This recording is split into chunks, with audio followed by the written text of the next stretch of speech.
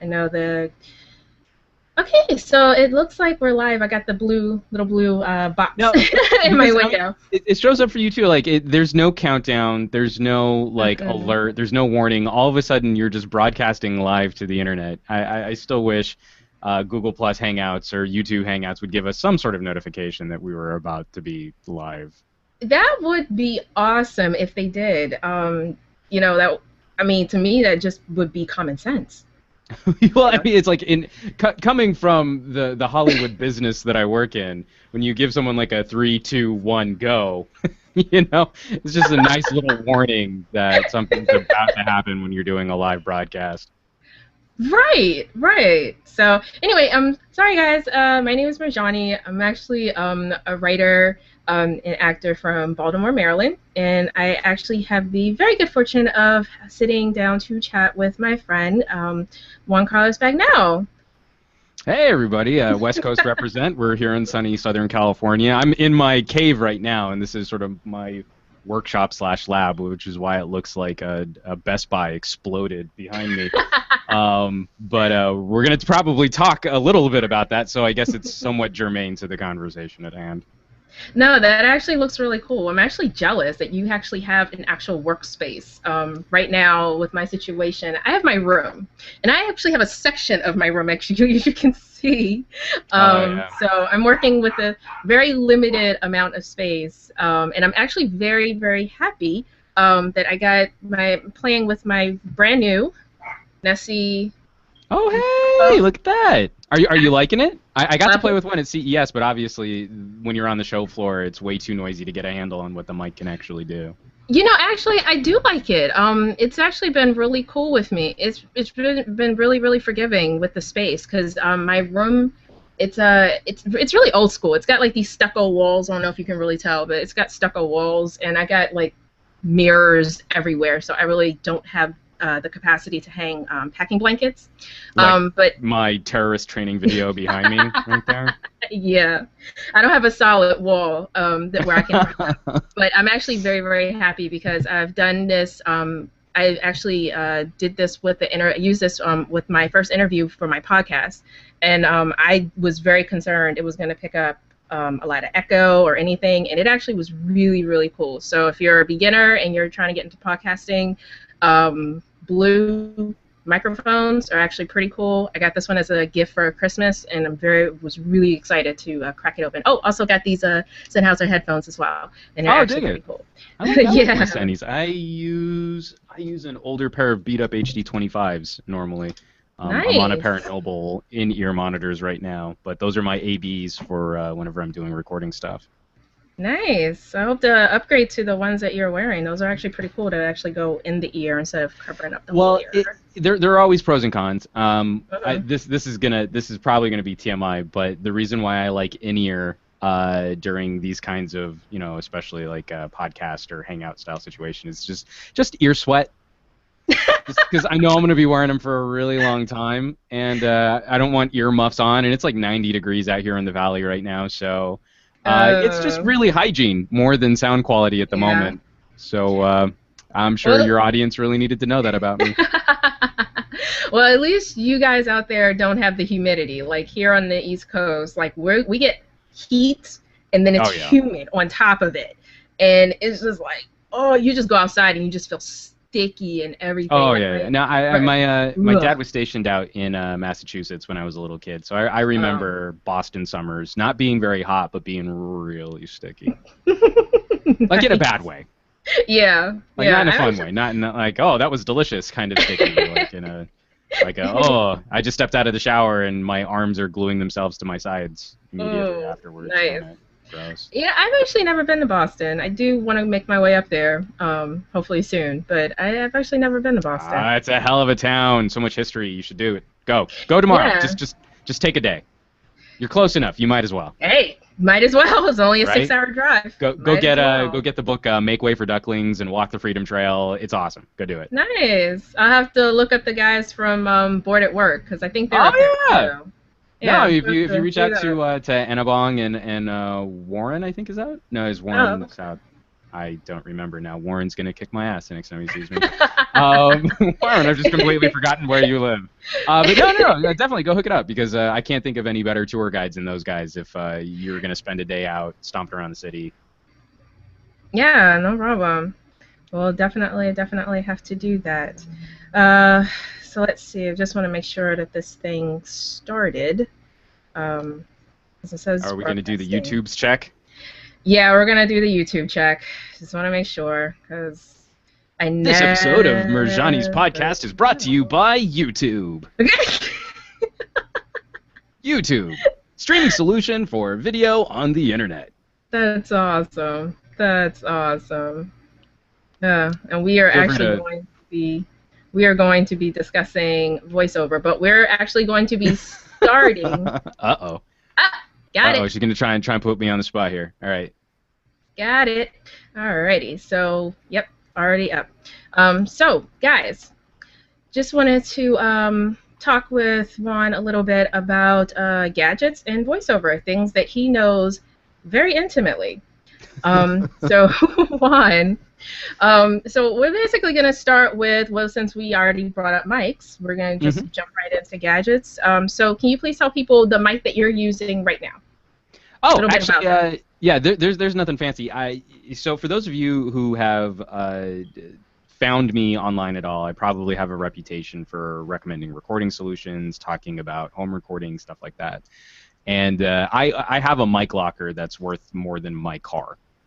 Just a collection of obscenely beautiful microphones, some of them vintage, some of them actual recording instruments, and a lot of them are really super fancy. But when it comes time to record myself, more often than not, I just land on a lowly Shure SM57.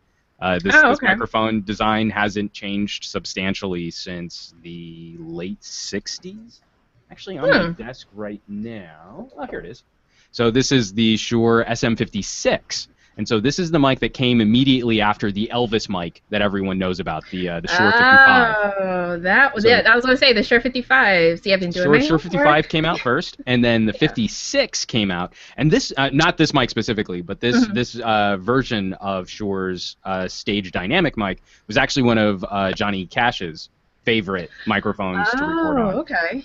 And the capsule on this, I mean, I've got a little foam cover on mine just to kind of help with plosives, because you do have to work a dynamic a little bit closer. But the capsule on this mic has basically remained unchanged since the late 60s. I mean, when you buy a $100 Shure SM57 today, it's essentially the same tech that we've been using for almost 50 years now. Nice. So that's usually what I use on myself. Now, I run it through a Cloud Lifter line activator. It's a little box that will... These mics don't require phantom power. Some mics require an additional type of power source to make them more sensitive. Stage mics typically don't. But you can get these little boxes which run into the line so that you can get like a 20 decibel boost, because they're not very high output mics. So I use a line activator and then run it right into a FireWire interface, and that's how I do most of my own recording. So the $1,000, $2,000, $4,000 mics that I keep that I use in studio on other people typically don't get used on me. This is usually my jam right here, and I think it sounds the most like me when I'm done with the recording. Well, you know, honestly, I really like it. It's a simple mic, as you say, and you sound really good. You know, most people would probably think that you were coming out of like a professional booth. But... Well, and it's all about picking the right tool for the right job. You know, I think a lot of people will go out and buy a really nice mic and then realize that nice mic is picking up every impurity, every imperfection in their space around them. All of a sudden, they can really hear their computer fan. They can really hear the neighbor's dog barking across the street. That's really the backwards thinking that we've sort of led people into. Because the mic is sexy. I mean, it's a cool piece of kit, but if you're not considering the application, you're going to spend a lot of money on something nice, and then you're going to have to spend even more time, money, and effort in trying to fix all of the problems associated with that. And so especially for those of us that are trying to do home recording, home broadcast, podcast, YouTube videos, stuff like that, you really want to look at what the application is, and you want to look at what your actual capabilities are, because the solution that's right for you is probably going to be a lot cheaper. And then you can look at other things that are very similar, like how American radio stations operate. They're very busy, rambunctious environments, and they typically don't use studio or reference grade microphones. They usually use dynamics, and there's a Oh, reason okay. for that. And so as people start examining what it is that they're trying to accomplish, especially if their format is a little more radio style or interview style, then going with a nicer studio grade mic, while it feels good to spend a lot of money on a cool piece of gear, isn't going to get them what they're wanting to accomplish. Nice, nice. So, like I said, I know we're going to get into voiceover a little bit later, but I'm pretty sure that is probably the number one question you get often is, what kind of mic should I get? And you're like, Yeah, I really can't answer that. well, and it's a very easy way to show me that you don't really understand the question that you're asking me, because it's a very simple question to ask, but it's Yeah. one that comes with a lot of implications, and it shows me that you haven't taken the time to research your business.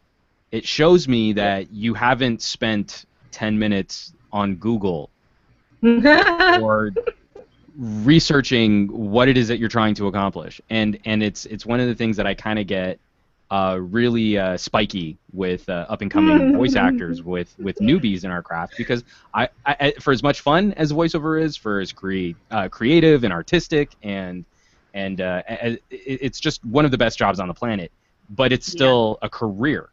And so, True. would you go into this? Would you go into any small business not knowing what the basic tools of that business are going to require of you?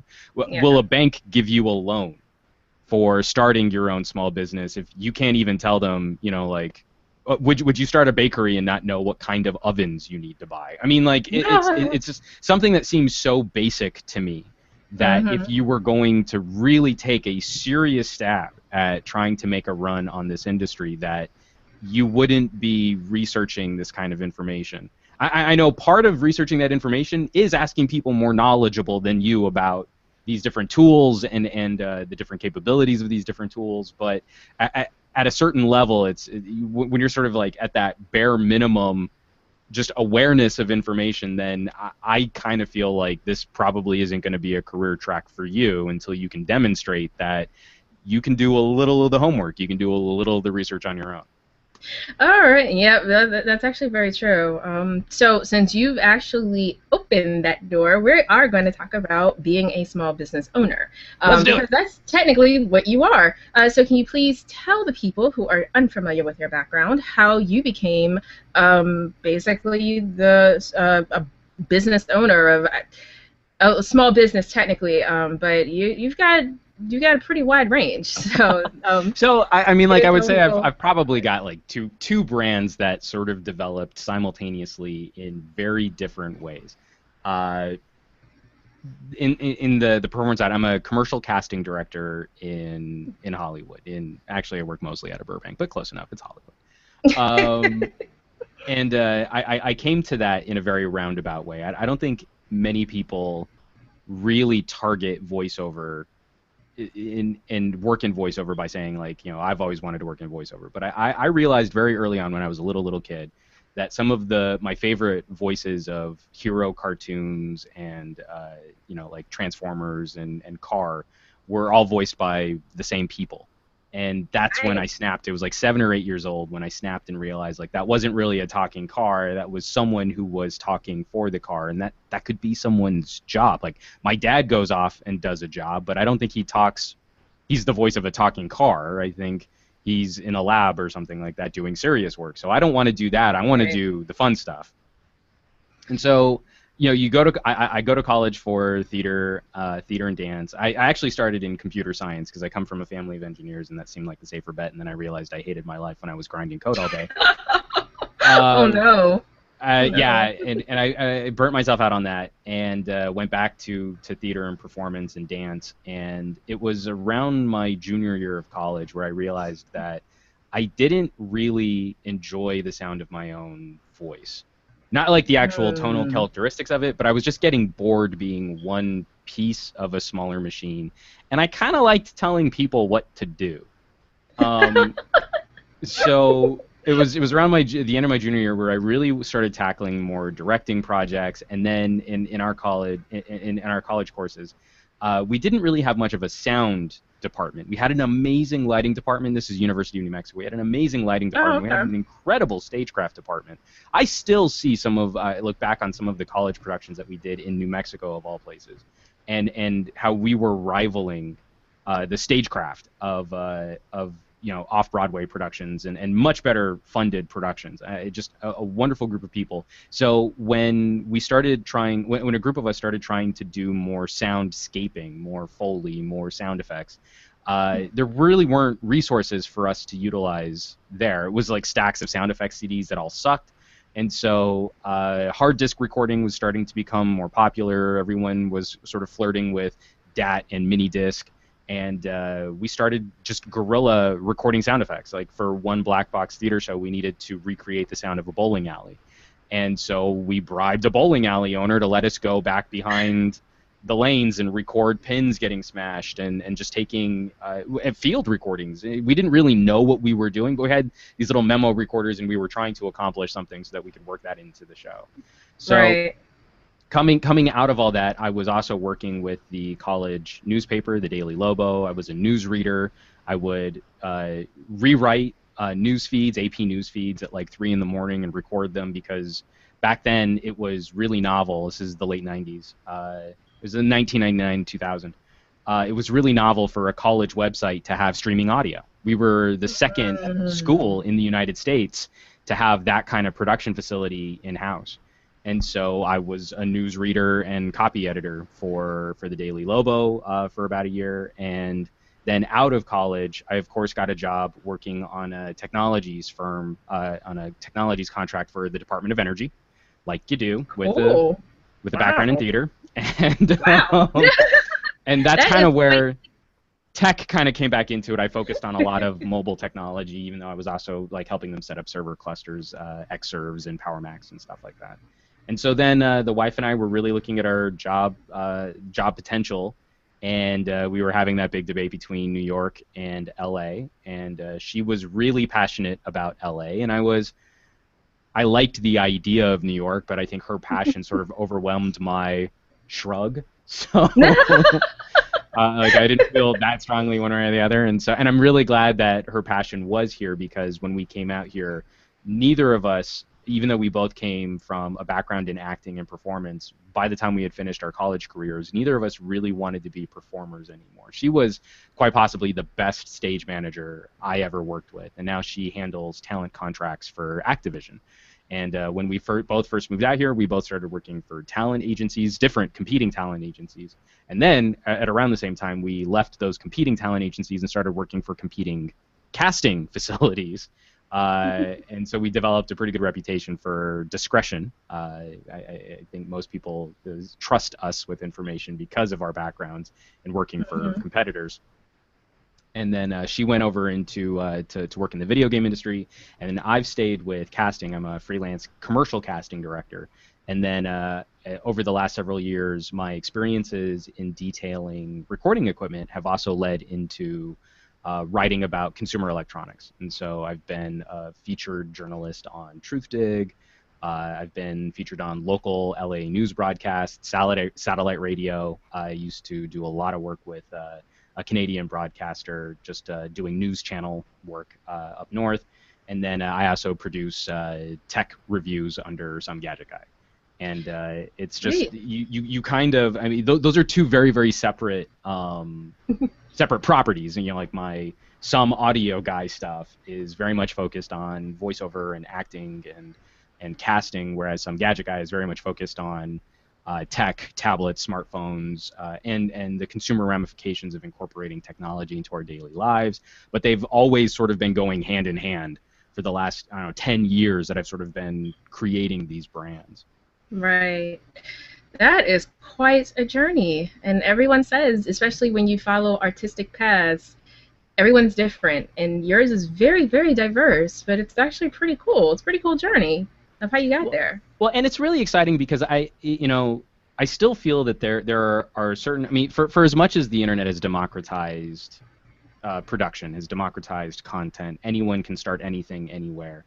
there really is still something magical when you tap into the resources that a certain community might have in a certain area. You know, like Yeah. the film and theater community in New York is very different than the film, theater, and TV community in LA. But they both have a wealth of opportunities that you won't necessarily have if you're in a much smaller region of the United States. Like there still is something that you can tap into, because like even if we were still living in New Mexico, I'm sure I'd still be doing similar work to what I'm doing now. Only I kind of feel like, especially the consumer electronics stuff, would probably be a bit more of a hobby. You know, like if I'm sharing my experiences on Facebook and I'm having, you know, like, oh, I'm really happy I got like 30 likes on that last post that I talked about. I don't know that I would have had the Yeah. same resources to pursue it as an actual part of, you know, my career. Even just, you know, the ability to monetize on YouTube is probably something that would have escaped me had I not been exposed to a very production mindset group of people out here in LA. Yeah, I completely understand as far as everything, especially putting yourself in where the jobs are. Yeah. Definitely understand that. So, really, another question I have on basically owning your own business, being a small business owner. Can you Hmm. tell us just a few pros and cons that that you've experienced being a small business owner and working for yourself? Yeah, you're if this is really for you, then you're going to love everything that you hate and hate everything that you love, because you can't do anything else. I mean, Very true. it sounds really separate, you know, my endeavors in picking a voice for a commercial campaign versus, you know, picking up a smartphone and telling you all about the megapixels and the gigaflips.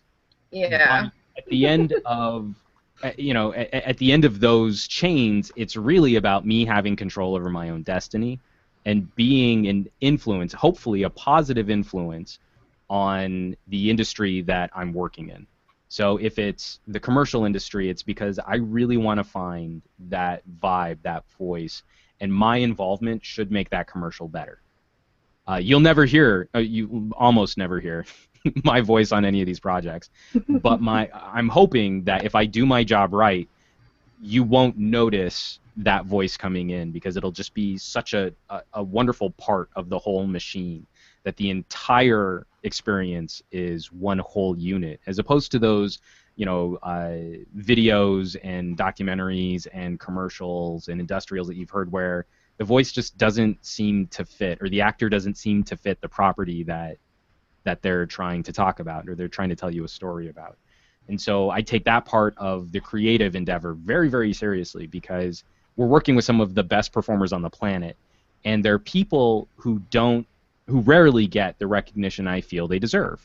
So really the best compliment for a lot of them is to be a part of these projects in a way that they don't distract from the project, but they add to it. They're able to Yeah. complement it. They're a piece of it. They're a part of it, and they fit in seamlessly. And so when I nail that, that feels really good. On the flip side, when I'm talking about gadgets and when I'm talking about smartphones, and I get to control the editorial, and I get to control the process of describing and talking about them, that's very satisfying. That also sort of taps into a very different side of the creative aspect of working in this industry. But it also means that every single hobby I have is really work. You know, so you know, I'm an amateur photographer. I still flirt with, you know, writing my own music occasionally. Anything that sort of Nice. that sort of fits into some of that creative endeavor, uh, instantly sort of gets thrown into the work bubble. And you know, we're notorious in my family for collecting hobbies anyway. So I could be in Yeah. the middle of a gadget video, but to show off the camera and to make sure you can see white balance, I might fold an origami spaceship just so that you can have something interesting to look at while I'm talking about the camera aspects on this new smartphone.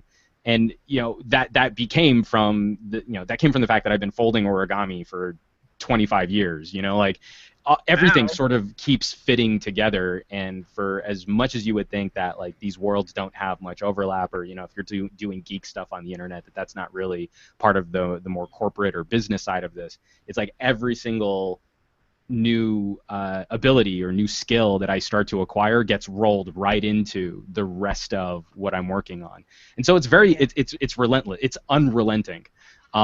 Just how much you start, how much you continue kind of packing all of this stuff together, and you find yourself like, I was editing videos at 3 in the morning. I had to babysit a session at 9 a.m. I had to have a lunch meeting right before this. We're doing this right here. I've got a video that's on tap to render as soon as we're done with that, which is going to get uploaded to YouTube while I go off to work on another demo poll, just so that our producer has some options to listen to on a commercial relaunch. And then my wife will get home, we'll walk the dog, we'll spend an hour eating dinner, and then I'm going to go back to work just to make sure all that's wrapped up so that I can wake up at 6 a.m. tomorrow to do it all over again. And that's what your life is like if you're really wanting to pursue this sort of small business of one. You know, I've been really grateful for the opportunities I've had, but I'm not big enough yet to have a staff. So, you know, you have to make up that deficit. You have to make up that with sweat equity, and that means if I only get 4 or 5 hours sleep tonight, then that's fine. I still have to be functional the next day, and I still have to be able to execute all of this material so that I can keep content delivered to whoever needs me to deliver content.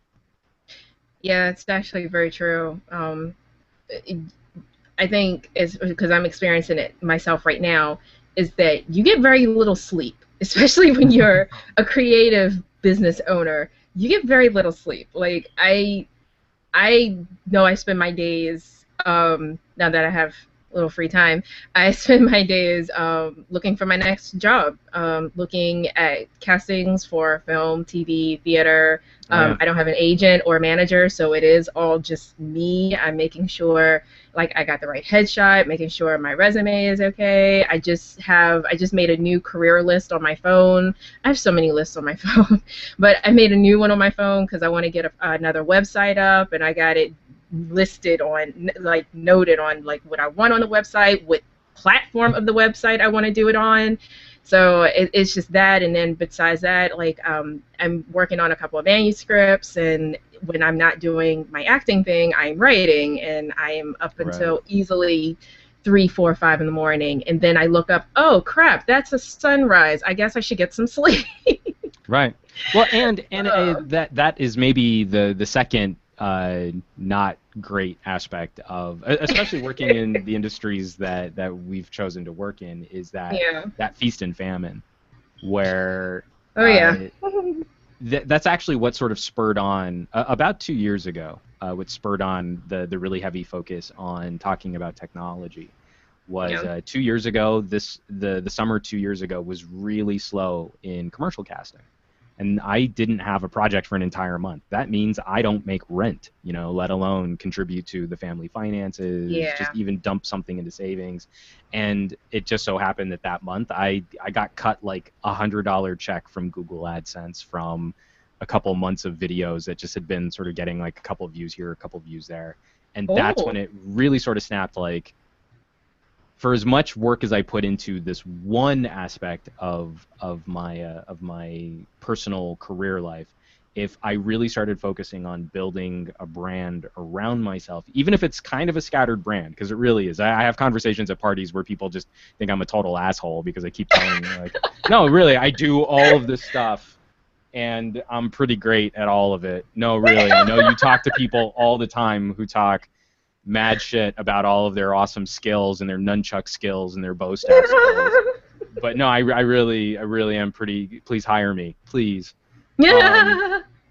So that really sort of spurred on, like, you know, if I can work that hard for producers, and if I can work that hard for casting directors, and I can work that hard for talent agents, why aren't I working that hard for myself?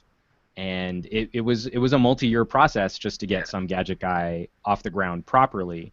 And he still hasn't completely, you know, sort of unseated financially the casting business, but they now complement each other, where, you know, you're able to draw income from multiple sources. And so when one's starting to feel a little slow, typically the other one is filling in the blanks, and you're not relying on putting all of your eggs in one basket. You're sort of financially diversified. Your portfolio is a is a little bit more sound. Oh yeah, yeah. I can definitely understand that and feel you on that one, especially on the part of about you collecting hobbies. Hmm. For those that follow me on the social media and my Twitter, I tweeted last night, "God help my broken pockets. I found another hobby." And it's true. It, quote making. Who would Oh have wow. thought? Like, yeah, like I read up on it, and it just hit me. It's really interesting. So I was just like, I want to start doing that. I don't have a sewing machine. I don't have nothing. So I'm just like, okay, let's just make a list of what I need. And between that, my ballet, yoga that I actually do on my own, and then I collect sharp weapons like size, knives, swords, and stuff like that. I use them Oh, really for props. I've been interested in them for a very long time since I've been really an anime and manga fan. So I want to okay. say at least around 2005 or something. Probably a little earlier than that, but generally I've been getting heavily full time more into it since 2005. But I've been collecting stuff like that I go to conventions and I buy and use them for props for my characters. Kind of helps to have something tangible in my hand so I can Yeah, picture no it joke. better. Um, but yeah, and then I was like, you know what? I want to learn archery. And I swear, it's like if my sister or best friend knew about this, they would be like, I hope you got money for all this because you sure want to do a lot. And that's what made it so difficult finding out what I wanted to do when I grew up because I don't know if you went through this, but in undergrad, I have a biology degree. So technically I'm a biologist, and I was maybe a semester away from graduation, and I was hit with the realization and got instantly depressed that I did not know what I wanted to do with my life. Well, I I think just I did think a not lot of know. people go through that struggle. Yeah. I know it's one of the things, and if anyone from UNM catches this, this is going to sound a lot harsher than I really mean it to. But for the amazing education that we got in a variety of theater and theatrical arts, and dance and presentation and staging and lighting and costume design, I really feel we were very poorly prepared for uh, the actual business side of this craft. How do you simply survive? How do you make rent? How do you buy food as an actor? You know, especially as an That's very actor true. in this industry. And I don't know that a lot of programs do a very good job of imparting that kind of knowledge. That we're sort of a couple generations out from the style of artistry where there was a bit more focus placed on apprenticing in your Yeah. craft for Yeah. this lifestyle. And now it's sort of, we slap a piece of paper in your hand and we throw a little cap and gown on you, and then all of a sudden you're just sort of expected to go out there. And that's why I feel so many of the people entering this craft never really get a chance to try their hand at it so much as they become professional bartenders and professional waiters and waitresses. And That's very true. and Yeah. it's a really scary proposition because you sort of have to have that reckoning at some point. What is it that I'm doing, and what is it that I want? I mean, we don't even really give kids much of an opportunity in our current educational system to explore. It's kind of like Yeah. we want them to be picking some general career path very early in life, and there are pretty severe punishments for straying from that track once you've established what it is that you want, and especially starting from scratch. It's horrible, horrible, scary idea of having to reinvent yourself. We sort of scare people away from ever trying their hand at other things or exploring the potential that they might have for other industries. And it's nerve wracking. I sort of I still deal with that a lot because I'm not sure where all of this is going to end up. Yeah. I'm not sure where technology, journalism, and commercial voiceover casting are going to lead me. But for the time being, and thankfully, I have a wife who's willing to let me sort of explore some of these potentials for a little while. Um, for the time being, I'm sort of happy just to be examining what it is that this lifestyle can provide me, and where I might be able to take it further.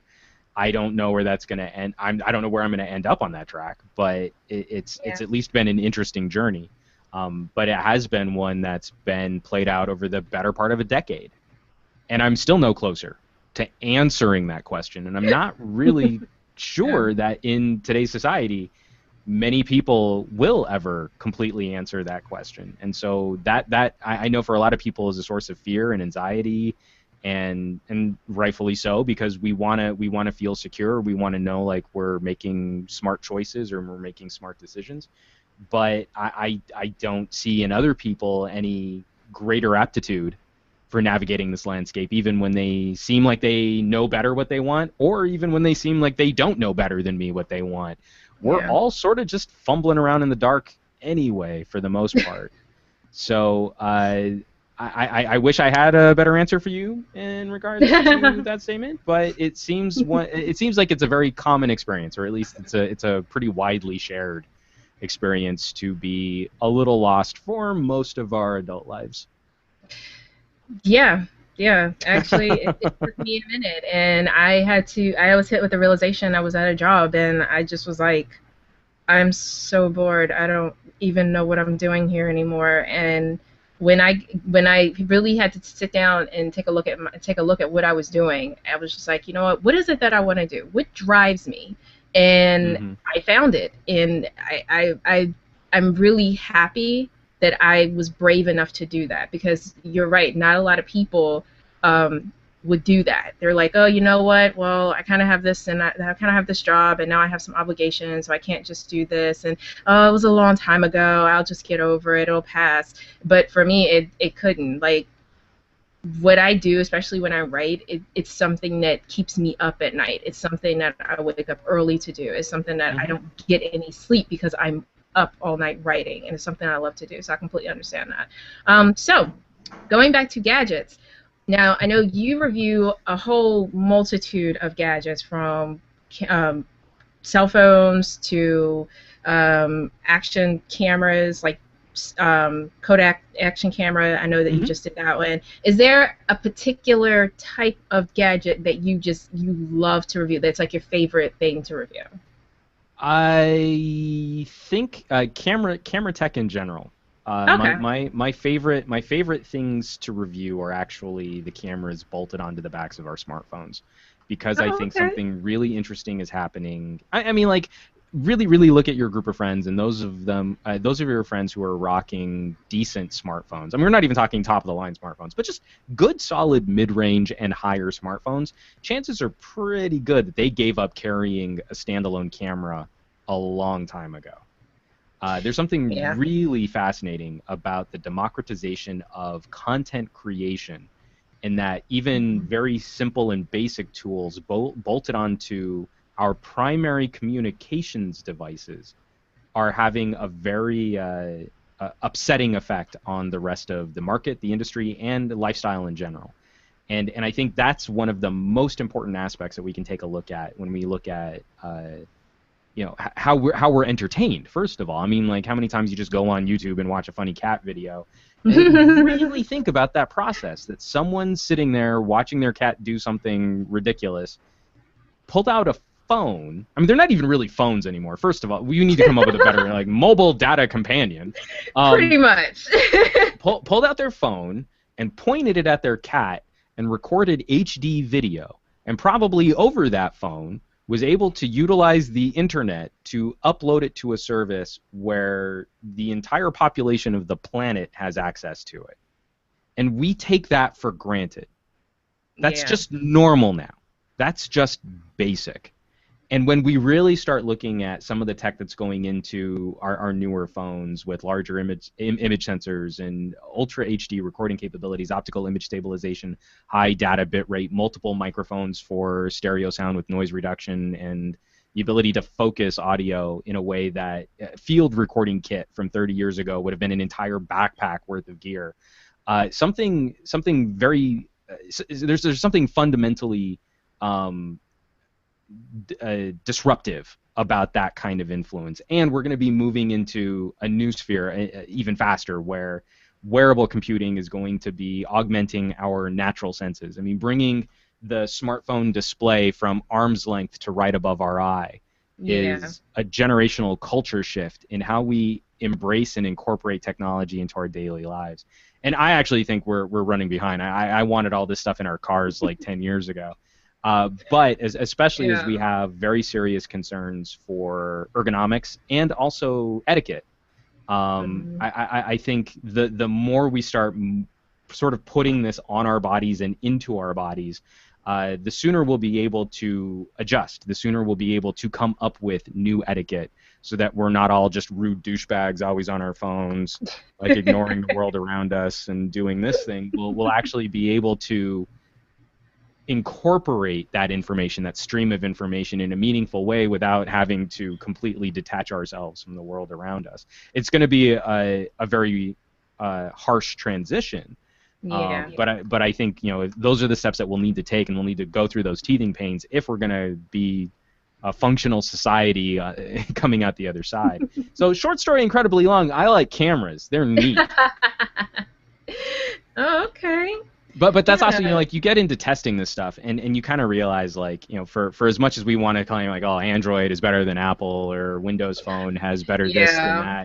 that they're all sort of reaching parity, that they all kind of accomplish the basics about the same, and the debates we get into are an ever receding minutia, nitpicking out certain UI elements that we like better on one platform or another. I like this skin on LG, but I don't like this one app on a Samsung, so Samsung's crap.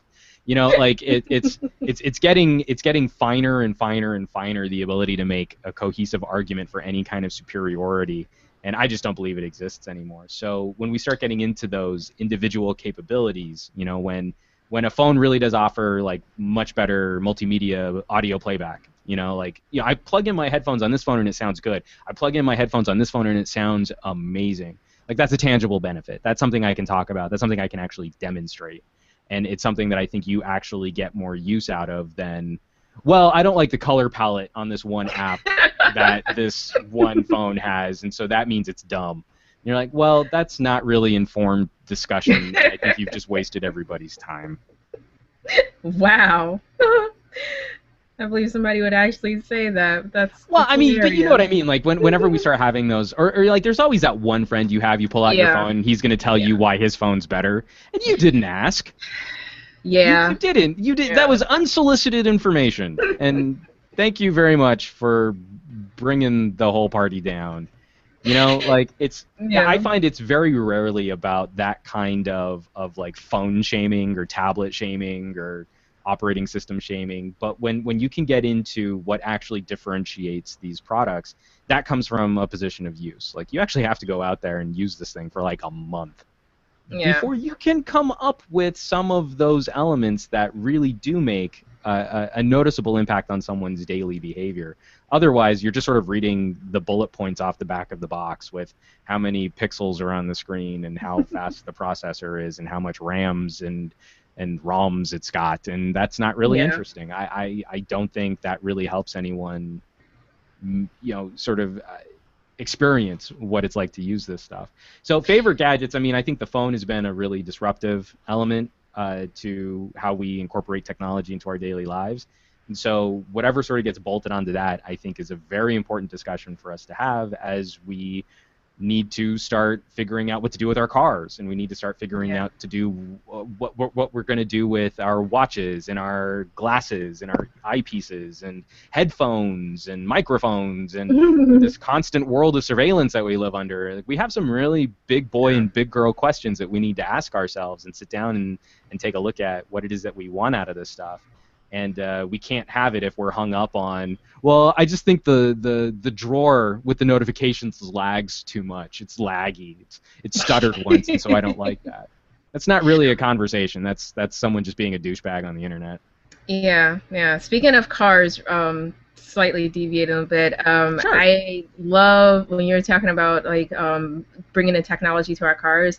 I loved what was it? The latest what was it? Mission Impossible Ghost Protocol. When they were in the Yeah, car, he's driving and she brings up the map and it's on like the windshield and she's like totally. sliding it over. I think that's really cool, and I'm like, I want that. I want Well, that. it's really disappointing because, Yeah. I mean, really think about it. It's the year 2014, and Mhm. you still need to take your eyes off the road to see how fast you're going. Sure. We're used to that. That's what really bums me out about technology, is that we will favor something that we're used to versus something that's really new. I'm Yeah. comfortable with this idea. I know that it's broken. I know the act of looking off the road and taking my eyes from out in front of my car to inside my car to focus inside my car and then back out again. I'm just used to that idea. So don't change that because I'm comfortable with it. That's broken. Mm, That's a yeah. broken Yeah. procedure. I mean, you only need to flash your eyes down for a fraction of a second. But if we could project that information up at eye level, you'd never need to take your eyes off the road for basic conveyance of information. And so now, especially as we're starting to get even more plugged into our devices, we're starting to get more plugged into data around us, we need to have that kind of discussion about ergonomics. And if the auto manufacturers aren't going to do it for us, then companies like Google are more than happy to enslave our eyeballs even more. And so that's where it's going to come from. It's going to come from Google Glass and smartwatches and all these other devices Yeah. that are going to start providing us that capability. That's actually what I'm most excited about for things like heads-up displays and wearable computing.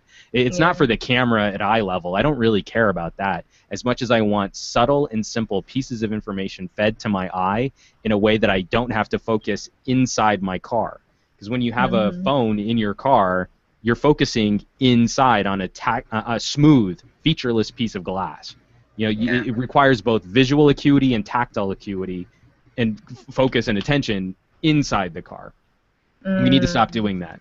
We need to get better about audio so that my phone can tell me about things that are happening in my digital sphere of influence so that it does a better job of understanding me. Like I should be able to say, Android phone, open Waze, navigate to Cindy's house, avoid freeways, and never have to look at the screen or touch anything on the screen. I think that's going to be the next wave of how we use our phones is by Yeah. not touching our phones. And when we reach that plateau, I think we'll be in much better shape. And hopefully by then we'll also all have self-driving cars. So that'll be really exciting Yeah. too. I want a Jarvis.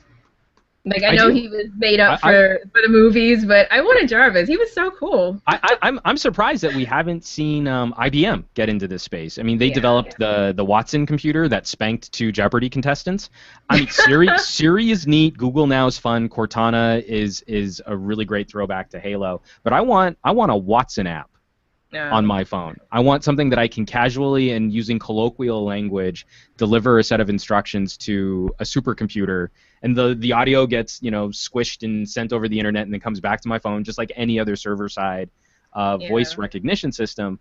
But that's what I want. I want a Watson who can understand what apps I've got on my phone and do the work using those apps for me as I'm giving it instructions. And so Instructions. especially when you watch a movie like Her, the Scarlett Johansson Oh computer. yeah, Joaquin Phoenix. Yeah. So it's not when she's installed as the operating system. It's before she's installed. There's a very voice-heavy male OS that is really where I think we should go next. I think that would be an amazing place to start taking our relationship with our phones is, it can read off my emails and then I can stop it from reading my emails and tell it to delete a message or reply to a message, or I'm never really touching a keyboard and a mouse. It's all mostly through voice commands and dictation and motion control, sort of Xbox Connect style.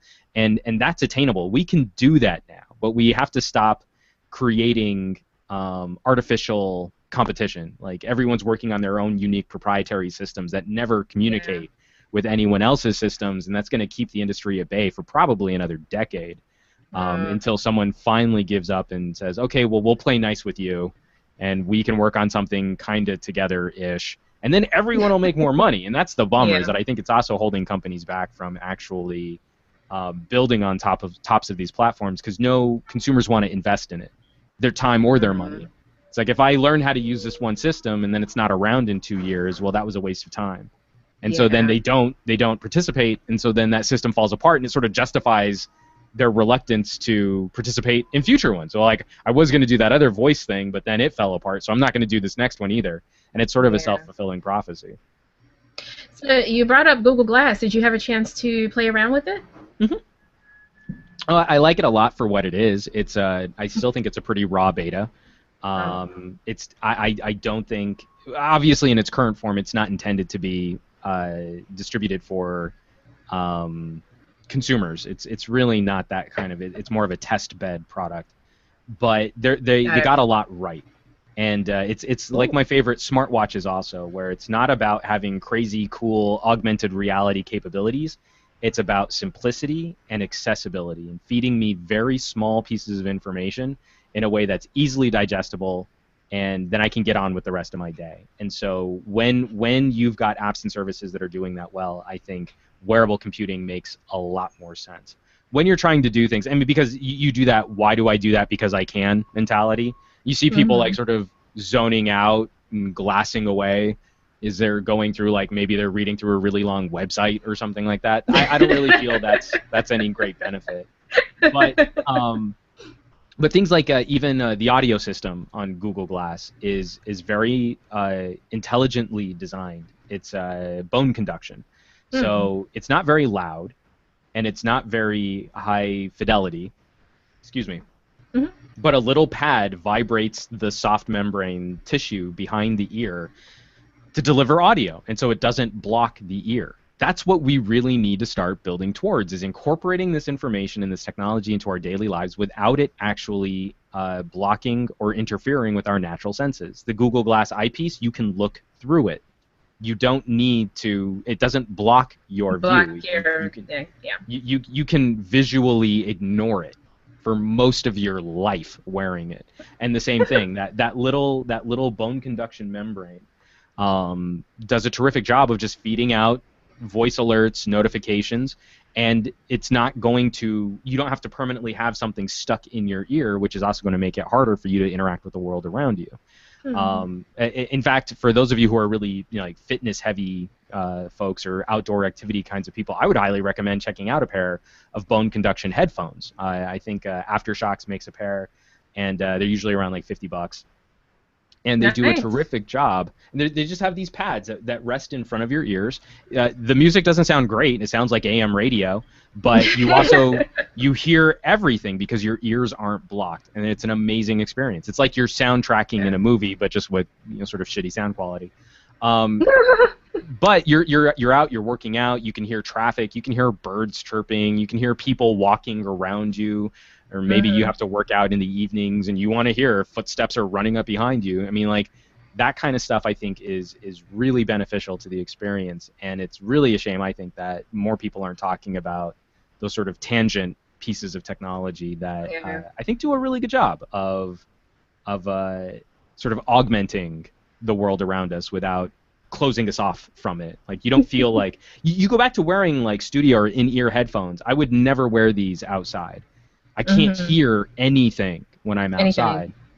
And I'm out walking the dog. I like to be able to hear that he's still breathing all right. Like, he's an old dog. Like, I don't Yeah. I don't want to be rocking my tunes in a way that, like, I look down and all of a sudden he's like turning blue or something like that. Yeah, or you don't hear the car careening down the sidewalk and about to hit you. So Well, and the first time, I promise you, the first time you wear open ear headphones, bone conduction headphones like that, it's kind of a head trip yeah. because you're not used to listening to stuff around you. Like, it took me a little while to kind of get into them for a workout because I'm so used to, like, zoning out. I'm just gonna hit the zone. I'm gonna zone, and then I'm gonna be like, I'm gonna go for miles. And all of a sudden I'm like listening to all this stuff and I'm getting kind of paranoid, like, oh my god, I almost got run over at that crosswalk. Well, yeah, that used to happen too. I just wasn't aware of Yeah. it. Now I'm actually Yeah. aware of, like, oh, by the way, you almost became street pizza. Like, it kind of messes you up a little bit, but then you start to really appreciate, like, it's almost like you got a super sense, or you got your real sense back, and you're still able to soundtrack your Yeah. workout or your run or your hike or something like that. So now I've been a Yeah. really big fan of gear like that. Oh, really quickly before we touch briefly onto voiceover, I wanted to let the viewers know that the one here was involved with the It Can Wait campaign with AT&T. So would you mind telling the viewers a little bit about that? Oh, absolutely. So if you couldn't tell by now, I'm a very opinionated individual when it comes to technology and politics and ergonomics and social etiquette. And so I was doing a little work with 18. I do a lot of work, actually. I've got a really good relationship with AT&T for reviewing their phones and networking equipment and tablets and devices and accessories, too. They've been doing a really good job of sort of outreach. Reaching out to people like me to kind of talk about different things. But at the same time, one of the projects that I've been most passionate about has been the It Can Wait campaign. There's something really upsetting about the idea of a completely sober person getting behind the wheel of an automobile and choosing to distract themselves from the task of operating a motor vehicle in a way that endangers them and everyone around them. There's something almost a little bit more. There's something almost a little bit more insidious about that than a drunk driver. At least someone who's impaired is someone who is impaired. You know, they're intoxicated. They're not thinking correctly when they go to try and operate a motor vehicle. We as a society consider that to be reprehensible behavior, and I agree that it should be. But we're all sort of tacitly shrugging off things like, I'm just going to check this text message, or I'm just going to check this Facebook alert, or my phone made a noise, I better look at it, while I'm cruising down the freeway in 2 tons of steel, glass, and plastic at 70 miles an hour. And somehow that's a bummer when you get a ticket for looking at your phone while driving a car. I really hope that we can make this behavior as unfashionable as smoking indoors and driving drunk. Because just the thousands and thousands of people whose lives have been affected by a careless random moment, just one careless moment of making a poor decision to look down off the road or pick up a phone or try and text someone or try and reply to some type of social media posting or just to look at a Reddit comment. I mean, just any number of distractions that come from these glowing rectangles that we surround ourselves by. It's not good enough. It's not okay anymore to say like, oh well, that's a bummer, because it's a bummer to the tune of hundreds of thousands of people. And I would highly recommend anyone who catches this to check out a documentary. Werner Herzog made a short documentary, I think it's 40 minutes long, called From One Second to the Next. And it just chronicles the lives of, I think, 3 families or 4 families whose lives have been affected by something like that. An incident involving distracted driving. And if you can sit through, and put your phone down, put your tablet down, just watch the damn documentary. If you can sit through that and not be affected on some level, then you are dead inside, as far as I'm concerned. You lack any humanity, and you should probably go live on an island all by yourself somewhere. Because it's a really troubling aspect of our ability of how quickly technology evolves in one area, and how our legal system, our behavior, and our etiquette haven't caught up to our technological prowess yet. And if we don't start addressing some of that disparity now, technology will continue to evolve faster than our ability to cope with it. And that's a bummer for me, because I love this stuff. I adore this stuff. I want humanity to start dictating the course of their own evolution, and I think it's through our relationship with technology that we'll be able to do that, but not if we're all douchebags. Like, that's not the society I want to live in. If we're all just assholes, then I'm going to go move to Mars, because this stuff is too cool and too much fun to not take it seriously and to not give it the respect that it deserves. Yeah, I actually, when you first posted about it, I actually went on YouTube and checked it out. And guys, I have to tell you, that video is really heavy. Like, these people have to live with the rest of their lives the fact that they were directly involved in really destroying other people's lives, whether the victims survived or not. Like, they have to live with that for every day. Every day they wake up in the mirror, they have to look at themselves and realize, wow, I made that decision and it really affected somebody else. And I don't know about anybody else watching this, but I don't think I could want that I would not want that on my conscience. I know in Maryland, they've actually passed a law. They were very successful in passing a law saying that the cops can actually pull you over if they see you looking at your phone. Before, it was they had to have another reason to pull you over, like speeding Right. or like blowing through a red light or a stop sign or something like that, and then the phone thing was secondary. But now Mhm. that if they've actually amended the law to say that they can now, if a cop sees you on the highway or at a red light or whatever on your phone, they have reason to pull you over. Like we have a hands-free law here. Like if you're going to be on the phone, it has to, your hands have to be free. And I Well, can't tell you. Oh, go and in ahead. I was going to say in California, we've got similar laws, but they're very inconsistently approached, and so there are a Oh, lot of loopholes between the various codes that you can be pulled over for. And so I think someone just beat a ticket because they were pulled over for texting while driving, but he was really trying to dial a number on his iPhone. And because of that behavior, the judge let him off. It wasn't to set precedent, but the wow. judge dismissed the case. And that's really where we're running into problems, where our legal system and the people who write our laws, I feel, are a solid generation behind the times. And Yeah. that's a scary thought at the federal level, the state level, the local level, because this stuff is changing faster than their ability to draft legislation, and it's changing faster than many courts' abilities to properly rule Hmm. on what is in the public's best interest. It does not matter to me if you're checking Twitter, Facebook, dialing a phone number, checking your contacts, writing a text message, drafting an email, playing Angry Birds. I do not care. If it's impairing your ability to operate a motor vehicle, it's all the same to me. Yeah. And right now in California, the motor code is written in such a way that there are enough little wiggle rooms, crowbar separations, where you can make the argument that I wasn't texting while driving, I was making a phone call, and that for some reason matters Yeah. because of the way that these laws have been written. And so we really do need to take a very hard look at how, because a lot of this legislation actually was written during a time when in-dash stereo units were becoming a big deal. You know, like if there were Oh. flashing graphics on your car, you know, those pop-out DVD players. Yeah. And so, Yeah. like, a lot of our They laws still have regarding those? Wow. no, because they're a stupid idea and they're prohibited and they're ridiculously expensive and it's a crappy experience. Those die, and rightfully so. Uh, Yeah.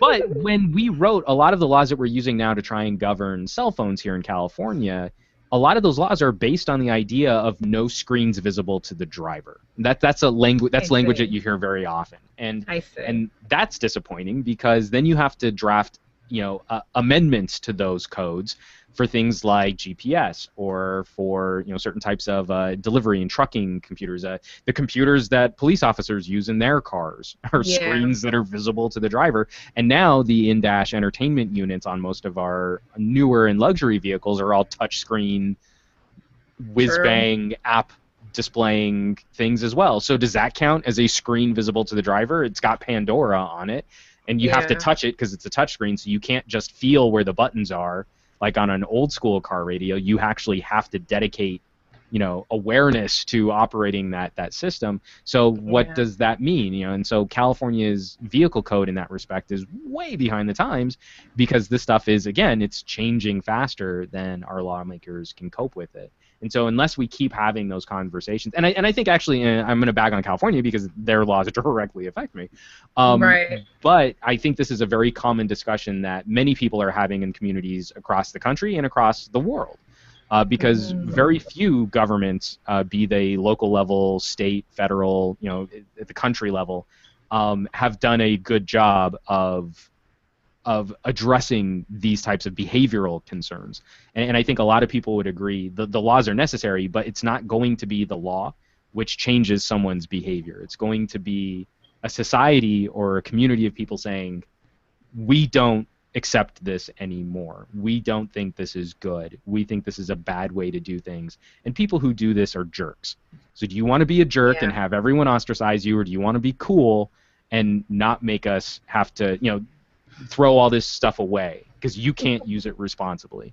Yeah, It, that's it very comes true. down to that. This is why we can't have nice things argument. And when a community gets there, then we actually see some change, some positive change for Yeah. addressing this type of problem. Mm. Uh, 1 second. Got a red light on my laptop. How to plug it in? Uh-oh. Hang on a second. Oh, we're gonna. Oh, I see what you mean. So we've got some power concerns. I guess it's pretty neat playing with phones and stuff. Camera equipment. Definitely recommend it if you can get your hands on some of the stuff to play with, especially if you don't have to pay for it. It's pretty cool. I enjoy it, so hopefully people who watch my stuff do too.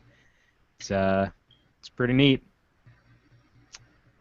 and hopefully you guys have enjoyed some of this discussion. I know I talk a lot, so hopefully I've given you a lot to think about. I'm glad we shared this time together. Oh, hey, welcome back. I was just rambling on there, just trying to help fill some of this silence. Oh man. Sorry, folks, about that. I really thought I brought my charger over with my laptop, and I really forgot. And I was looking. I was like, "Oh God, I got the red thing on my laptop." So, anyway, but getting back to the It Can Wait, I definitely have become more aware because I will freely admit that I have done some texting at red lights, or we all have. I mean, that's really what's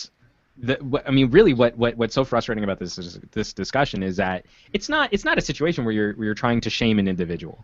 Yeah. I'm not trying to say like you're being a bad person, because we've all been there. We've all done that. The Pavlovian response of hearing an alert go off on your phone, and I have to consciously think to myself, don't pick up your phone. It's just such a natural tendency to just reach for a phone and start doing something on it. Especially in my line of work. I have 1, 2, 3, 4, 5, 6, 7, 8, 9, 10, 11 phones on my desk right now. If I get one alert, probably half of them are going to go off. One email, I'm going to hear 5 phones go off, which means I'm never not in arm's length of some kind of data-driven device. So when I'm driving around in my car and I'm just sort of zoned out because I'm stuck in traffic on the 405 going like 6 miles an hour, of course I'm in that like sort of post-hypnotic suggestion zone. Yeah. My phone makes a noise, and I'm going to start to reach for it just out of instinct. Yeah. You know, and that's what we really want to address. It's that person who is sort of making a statement by like, oh, I'm gonna keep doing this, or I'm gonna buck trends, or you present them with information and they don't change their behavior. That's where we need to start talking about potentially shaming that kind of behavior. But most people, when you really ask them, are good-natured folks. Like if you were to ask them like, hey, would you want to wreck someone's family or potentially die? They're going to say, hey, no, that sounds like a bad idea. You know, like they would never consciously make that decision to do something reprehensible. And so it's sort of building on that awareness to say, you know, we're all in this together. We're all struggling to change that reaction, to change that response, but we have to do it. This isn't a maybe, or we'll think about it, or we can consider it, or we can come up with other legal loopholes to continue. It's unsustainable. We can't keep doing this. It's only going to continue getting worse if we don't address the problem now. Yeah, like I said, I've made a conscious effort to. I actually put my phone down, or it's in. Normally, I plug it up to my stereo because I listen to my music on my iPod. Until I get my XM radio back, I don't really listen to the radio. And the one thing which is really inconvenient, I got my car when I had an iPhone 4. And there was a little component. I have a Hyundai, so they have this little component that you jack in, and it's a 2-prong component, so it actually jacks into your phone, and you can control the controls of your iPod through your radio.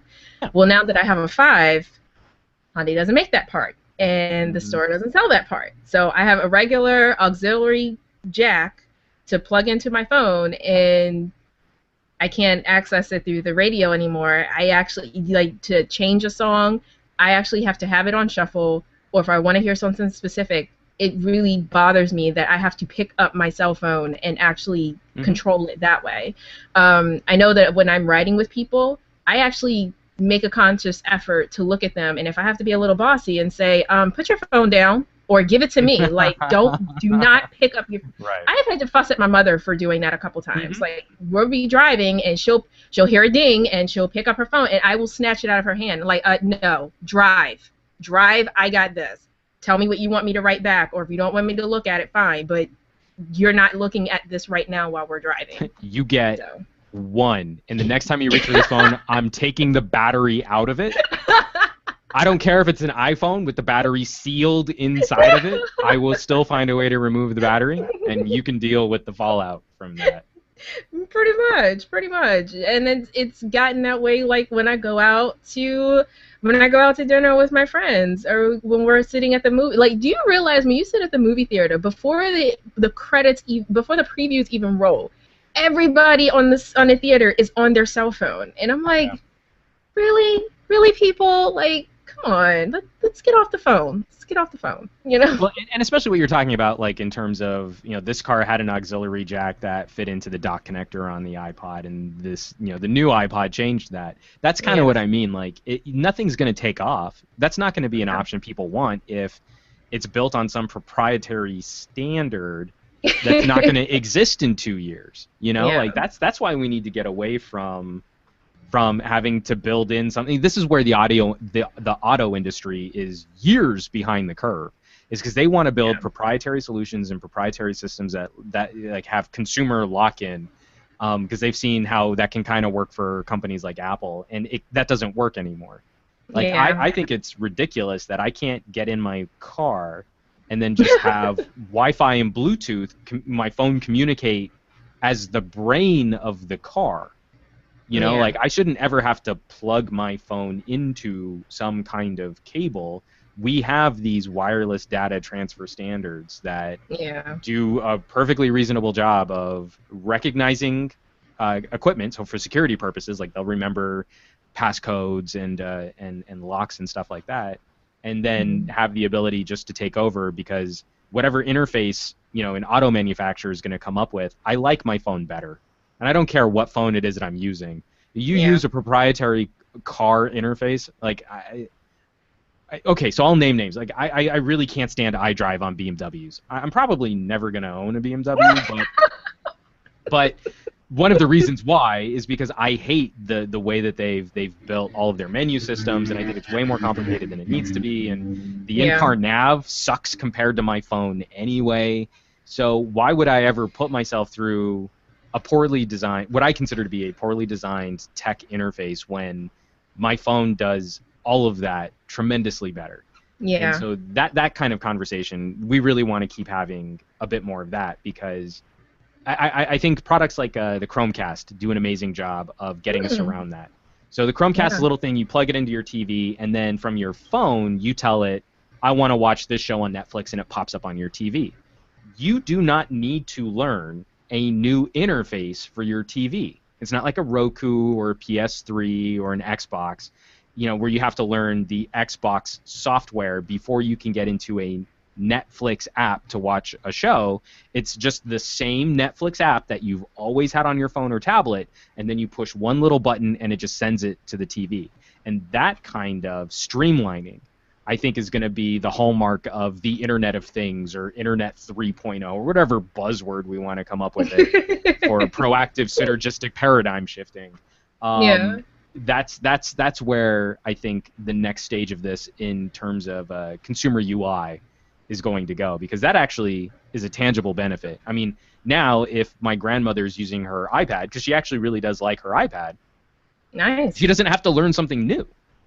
She doesn't have to learn a new interface if she wants to watch something on the TV. She pushes one button on her iPad. I had to teach her one button. I didn't have to teach her a whole new UI. I didn't have to teach her a whole new app to do the same thing that she's always done. All I have to do is teach her one new button, and that one new button now has a real immediate benefit when all of a sudden the thing that she was watching on her iPad just shows up on her TV screen, and she can just put her iPad down or go back to like looking up stuff on the internet or playing Scrabble or whatever it is that she likes to do on her iPad. So that's real. That's a real benefit, as opposed to, well, we've redesigned the interior of this car and now it's got fewer buttons and more apps. Like, that doesn't mean any. That's bad, actually. I don't want that. That's not what I want.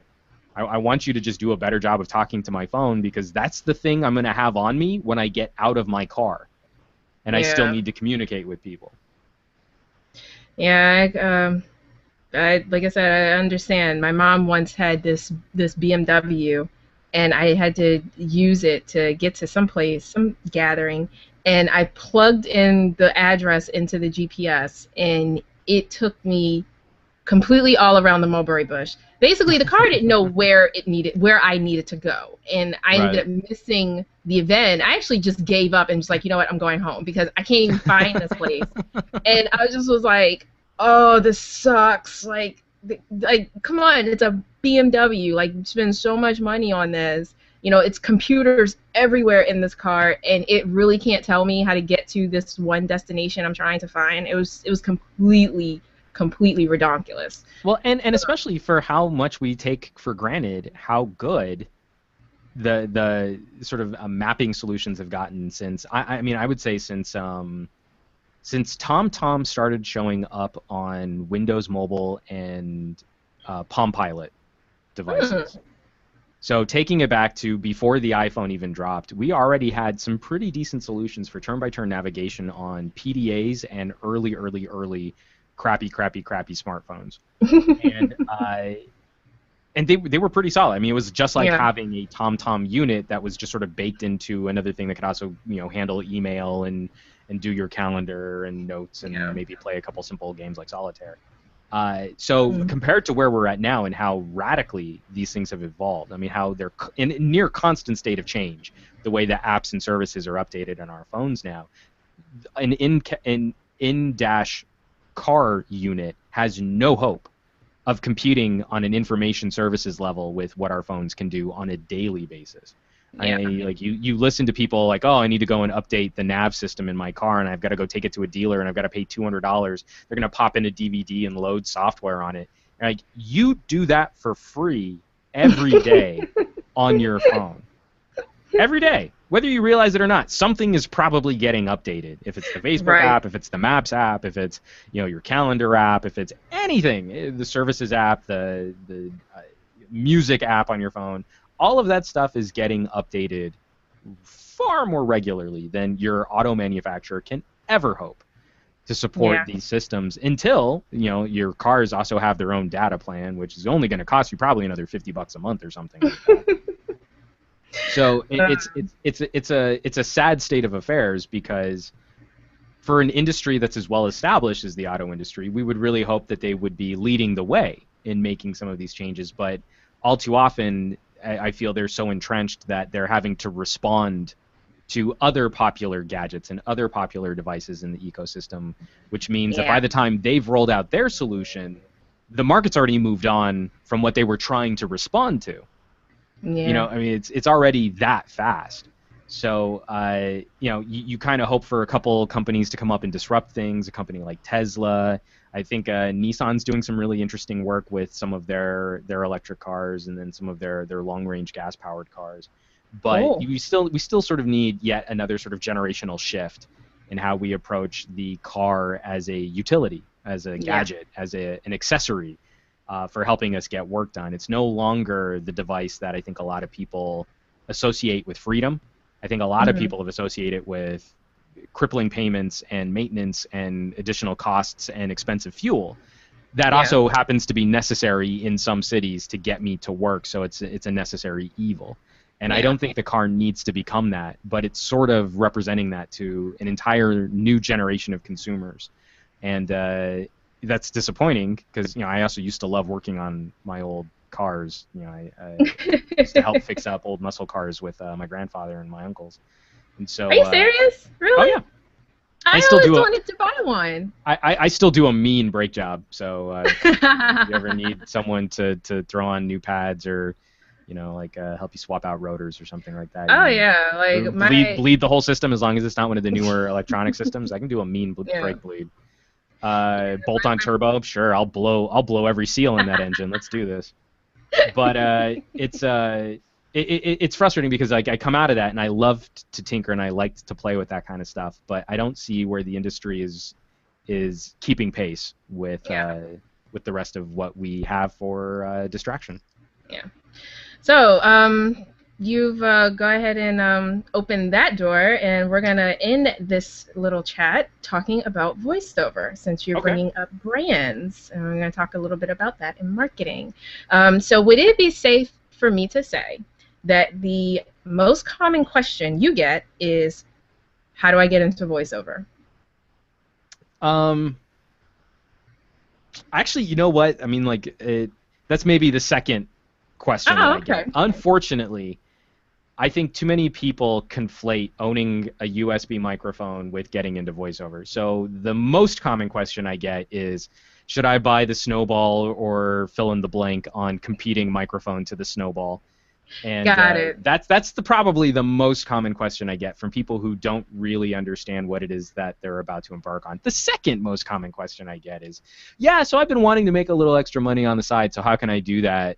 As if there's some magic shortcut that I can give them that will shave off the years of work and education that it takes to develop any marketable skill, Yeah. and that I'm just holding out on them. That I know what the secret is because I've worked with so many successful people, but I'm just not telling them because I'm a jerk, or maybe I don't really know what I'm talking about, or again, fill in the blank on reason why I'm being Yeah. an asshole.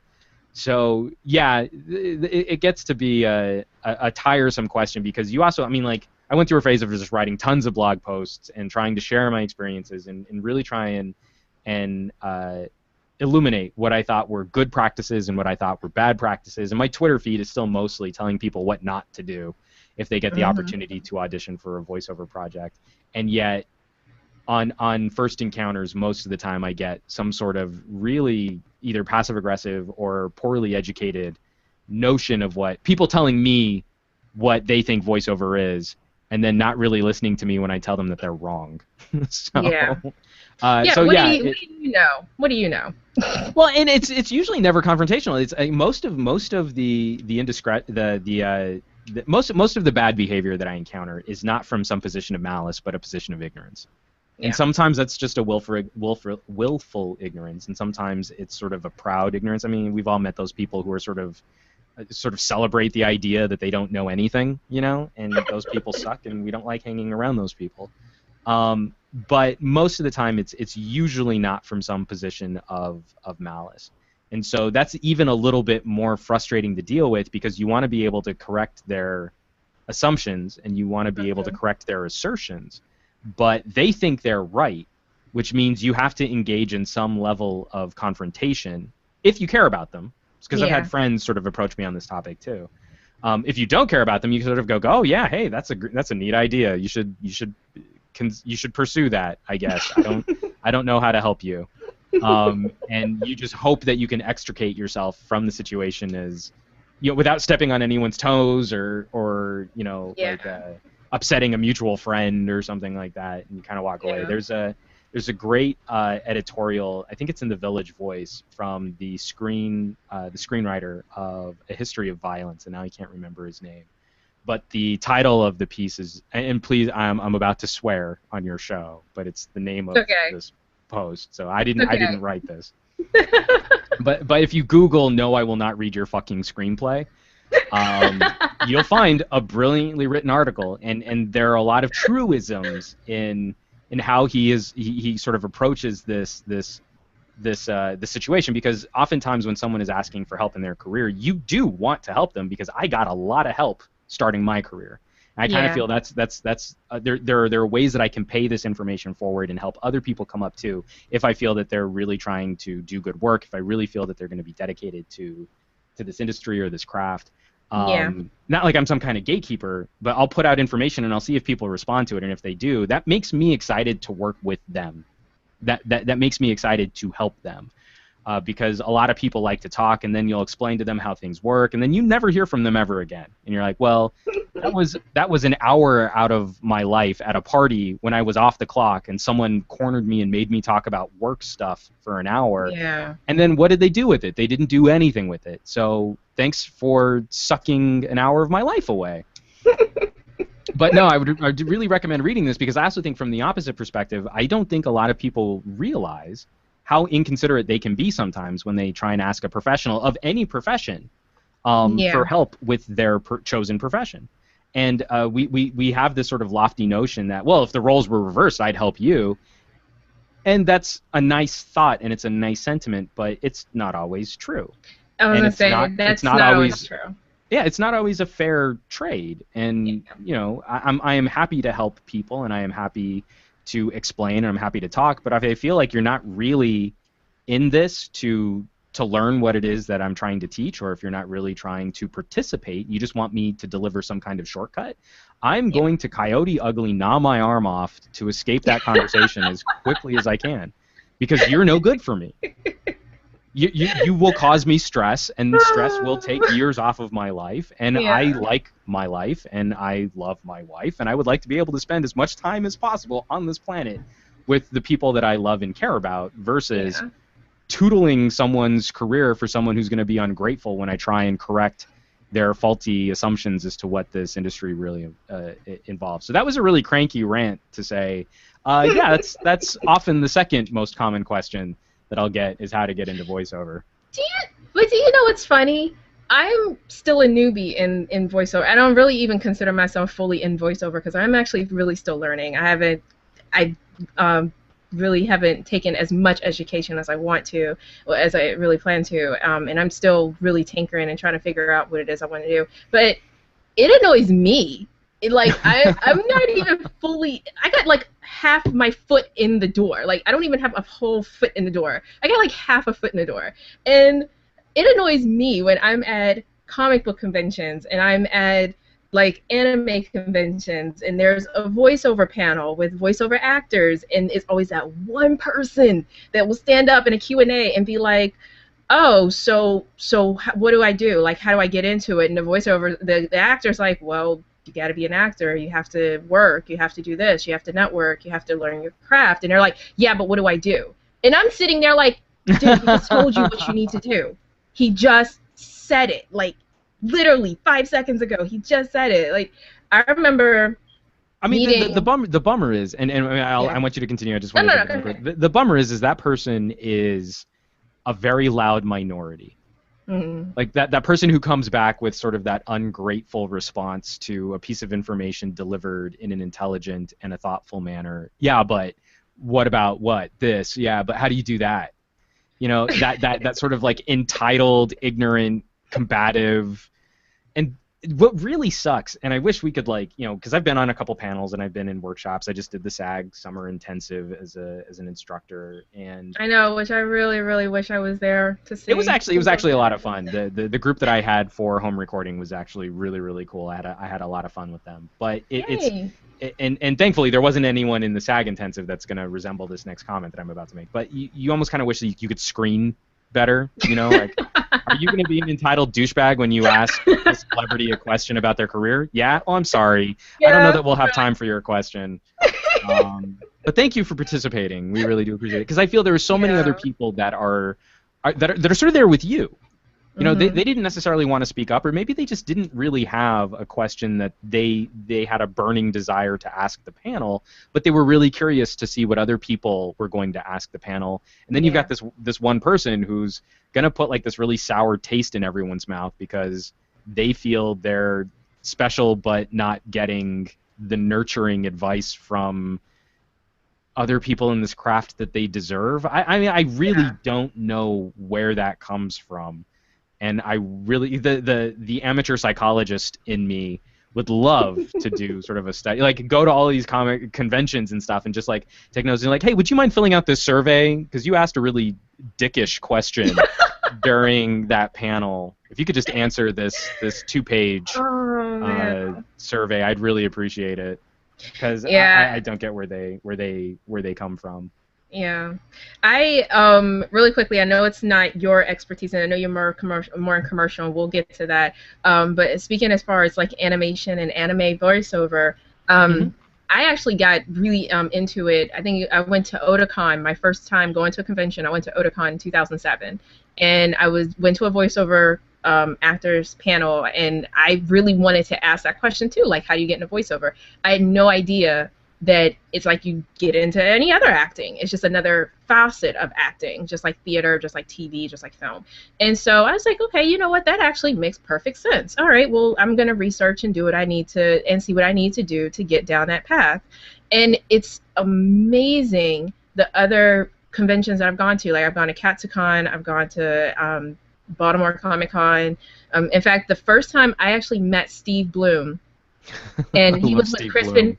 Yeah, he was with Crispin Freeman. I went to my first Katsucon last year. Me and my friend and just a bunch of other fans, we took a group photo just to save them some time because we're like, dude, we do not want to hold up your line. We're just so geeked that we got to meet you, and they were so nice. Yeah. They were such No, sweet guys. both Steve and Crispin are two of my favorite people on the planet, with two of the sexiest voices you'll ever Oh, hear. oh my I just gosh, yes. I just like you're talking about knee quivering. If they could just have like a conversation about cappuccinos and you recorded Yeah, it, you'd be panty dropping all over the place. I guarantee it, and because they're delicious. and it's so funny because two of their sexiest voiced characters are like two of the most damaged people that you would never Yup. want to meet in real life. Between Alucard and Spike Spiegel, you're like, oh god, I do not Mm-hmm. think I want to meet you in real life, but oh man, do you sound great. Yep.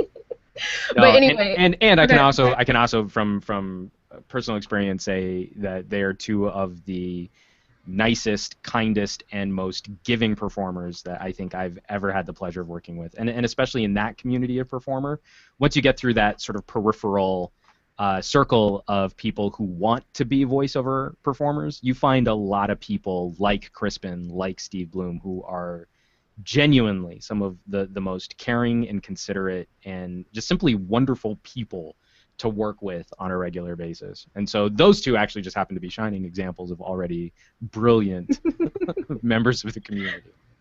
Yeah, and also I had a chance to chat with Phil Lamar and Billy West, which was awesome, which was Hot. also pretty good because I'm fans of a lot of their work, especially Futurama, and I didn't know that Billy West was the voice of the Cheerios bee.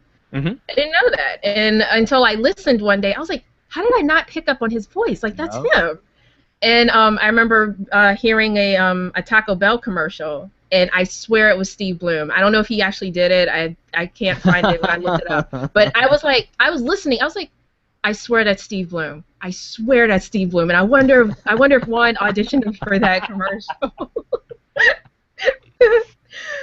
But that so yeah. So speaking of voiceover and commercials and stuff like that, so you actually get to pick the voice behind a lot of products, and it must be really cool because you must run into a ton of big name actors. Is there any that you've personally fanboyed out? Like, is there somebody you were really excited? Oh yeah, Like, there you have just been like, all kinds.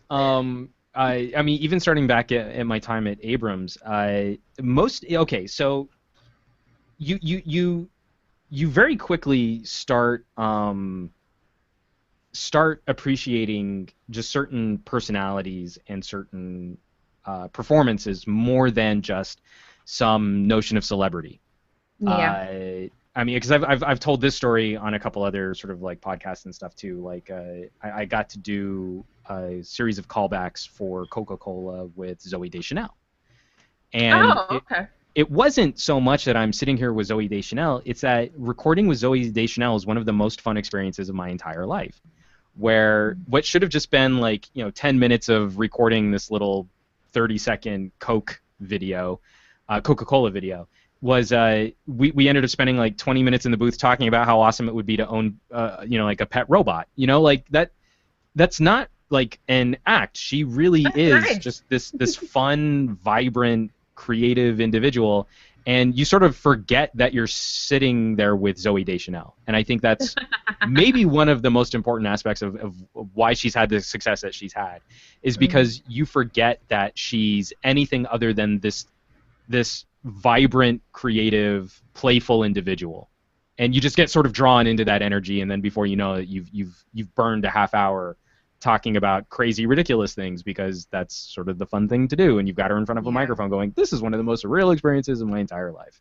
But I mean, there have been just scores of performers. Just because he's recently and he's recently been tearing up his videos lately. I got to briefly direct Weird Al on an audition. Oh And wow. and again, just one of the most genuinely one of the just nicest, kindest people I think I've ever met in my entire life. And he's like so genuine that he makes you feel like a prick because I'm kind of a sarcastic individual. And like I'm telling a joke and he's like, "Oh yeah, I guess it's kind of funny." Like, "Oh my God, I just bummed out Weird Al. Oh my God, I'm a raving asshole if I can bum out Weird Al." But you then start getting into like the individuals like those of us who are really into animation and anime, really respect the performances of individuals like Crispin Freeman, Steve Bloom. Roger Craig Smith is someone that I met during my talent days, and he's just a really cool guy, and you want to just hang out and talk with him. And we share a couple, his. I don't want to get too into his personal life, but he's into photography and I'm into photography, so he'll come in for an audition and then 10 minutes later I realize like I haven't even started his audition yet because we've been talking about camera lenses. Like that becomes something you look forward to when you meet these people and you realize that they're people. It's not that they're just a look, or it's not that they're just a sound, or it's not that they're just a product. It's that they're interesting and creative, and they seek collaboration, and they enjoy working in that back and forth process. It's not just, I've got an interesting voice and I'm going to read this line 10 times exactly the same way until I've worked out all the kinks and that's how I like to go about voiceover. No, it's like a real personality that you can hear screaming through the other end of that mic. And that becomes the really exciting aspect of that process. But I mean, other actors too, I probably freaked him out. I had a huge geek out moment over Michael York, who's probably a performer that most of your audience won't know immediately, but he was Basil Expedition in the Austin Powers movies. But I knew him from Logan's Run, and just this brilliant, accomplished British performer. I mean, just classically trained, beautiful stage voice presence, articulation, just wonderful. And I kind of had one of those "do you know who you are" moments the first time he was in my booth. And then I also geeked out hard over Richard Anderson, who was not Richard Dean Anderson, that not MacGyver, but Richard Anderson, who was in a number of classic paranoia films in the 60s, and I think he was in The Bionic Woman and The $6 Million Man. Oh, okay. And again, like you look at his IMDb, and it's it's like the length of my torso and just old classic TV and classic film. And he walks into my booth, and like I instantly know who he is, and he starts speaking, and it's that voice, and it's like this actor that I've known my entire life in all of these different roles, because I'm kind of a classic cinema buff too, and like I can't direct him, I can't tell this guy what to do. He's incredible. What am I going to tell Richard Anderson to do on a Boeing commercial? Yeah. So I would probably feel the same way. Like I got a retweet from Cree Summer, and that just made my day because I realized that since I started following her on Twitter, it's like, you know what, I have been a fan of yours since Inspector Gadget. Like Inspector Gadget first came on the show, like on TV back in the 80s. I used to carry around a book like Penny, and it was my computer book. It was just a regular book, people. But I said it was my computer book because she had a computer book. And I tweeted that to her. I was like, I know, I sound like such a nerd. But please understand, like, you really started my fascination with voiceover and on cartoons and stuff like that. And she was just like, oh, thank you. And I'm like, oh my gosh, she responded. That's so cool. Yeah, I totally geeked out. And I geeked out when I met Michael Sinter-Nicholas, and I actually chatted with Phil Lamar a little bit. In fact, I felt really bad because I thought I was holding up his line. We were just talking about the Dodgers, and we were talking about... See, and isn't that the best? Like, you have a conversation about baseball with Phil Lamar. And you're like, oh my God, he's a person.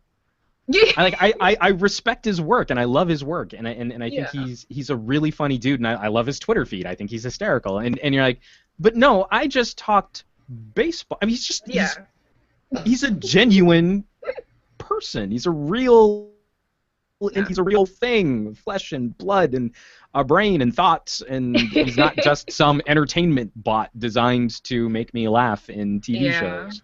Like there's something really wonderful about having that experience, and especially when the people that you really enjoy their work, the people you really respect their careers, turn out to be just cool people.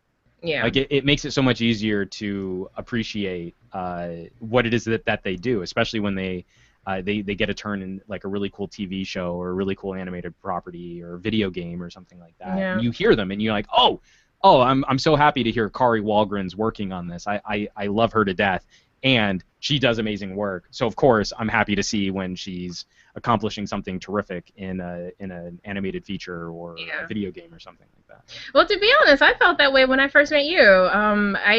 For folks who don't know, and they weren't following me at the time, I actually took a voiceover coaching session with Juan when I took a trip out to LA back in March last year, and he was awesome. Like, I'm sorry, it was October, but he was great. And the thing is, I was so nervous because I'm like, I know he doesn't normally take newbies. I am completely new at this, but I did have some acting experience, and it's like if you follow him on some audio guy, you're just like, oh God, I don't want to end up on his Twitter feed about what not to do. So I read up on stuff and made sure I was prepared, and he was just like, okay, so you realize to practice this, you actually have to physically practice it. And the thing is, I was so nervous. I was like, okay, Johnny, talk. Like, practice this thing. And the thing is, I probably did what a few people that come in to audition for you do, which is they internally practice it in their head. And it actually, and he's right, it sounds very different when it physically comes out of your mouth than when you hear it inside your head. Well, so and especially what you're talking about there just comes with experience. Like I think there are performers out now that I've worked with who've had multiple decades of relationships with spoken word and voiceover recording, and when they internalize, they have 20 or 30 years of experience to draw on. Yeah. For what they expect their voice to do when it actually comes out of their face. I think an individual like Clancy Brown is actually a really good example of that. I've only gotten to record him twice, and both times he has completely blown me away with his cold reads. He just has a relationship with language that I think very few individuals ever really attain. I mean, his entire life has been spent performing. Yeah. I mean, even from back when he was a teenager, he's been a working actor.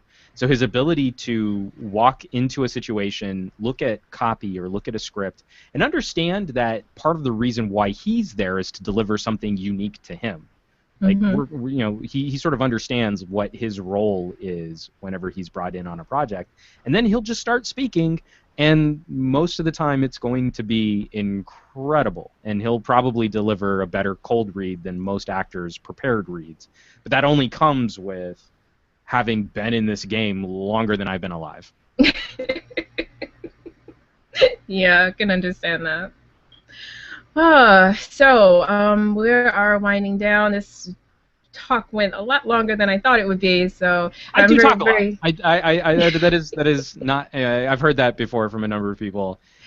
Like, oh no! I was afraid of dominating this conversation because I tend to talk a lot. But the thing is, you just see how cool he is. Like, we just sit there and we can just talk about everything. And that's one thing that I learned about him is that he can be a little intimidating, especially when you're a newbie and you're not sure what to do. But to be honest, dude, like he's really a cool guy. And if you're into voiceover, and you haven't signed up for coaching with him, you're really doing yourself a disservice, to be honest. Aww. Gotta get into it. You. No, he's really a cool guy. I actually, to be honest, dude, I learned a lot. We coached for an hour, but that hour went by so fast, and I was like, oh, we have to stop now? Like, this is fun. Like I had fun. Like, it wasn't stressful or anything. It was fun, and I learned a lot. And I know that there are very other avenues that people could go, but like I said, guys, to be honest, he's one of the best. So you're really doing yourself a disservice if you're trying to get into voiceover and you have not utilize any of his services or his knowledge. So. Well, thank you very much. And of course, if you guys want a flavor of the snarkier side of my commentary, you can always follow me at Some Audio Guy on Twitter, where most of the time I will tell you what not to do for your career based on some of the experiences that I've had working with people. I never name names. It's never about shaming or trying to hurt someone's feelings, but it's about sharing experiences that, again, most of the time it's a situation where I don't feel people understand the mistake that they're making, and so I'm really doing them a service by publicly discussing what I feel is probably a way not to engage in bookshops and stuff like that. Yeah, I actually love the last poor person that had the misfortune of doing that in your presence. You tweeted out like, "Can we get a level? Okay, can we get some type of level?" And they're still staring. You're like, "Okay, can we get something going?" And they're like, "Do you want me to talk?" And I face palmed so hard when I read that. I was just like, "Yeah, I think we're done here." That one hurt. And again, it came solely from someone who wasn't very experienced in voiceover, and the thing is, you want to be aware of new talent. You want to be reaching out for new opportunities, because if you keep relying on the same stable of performers, you yourself can start to feel a little stale. But then also the producers you work with start to hear the same voices over and over and over again. They're going to start feeling like they can go somewhere else to get more variety. Sure. And it's just sort of the constant game that you play. But also, it's just you want to find new blood. You want to find new talent, because that can be really exciting when you land someone, all of a sudden, like, oh man, that person really has something interesting happening, and I want to explore what it is that we can do with that person. But when you catch someone either on a bad day, or maybe they're just that little bit too green, and they respond sort of curt or abruptly to what you think is a basic question, like, hey, let me just get the first line so we can set a level.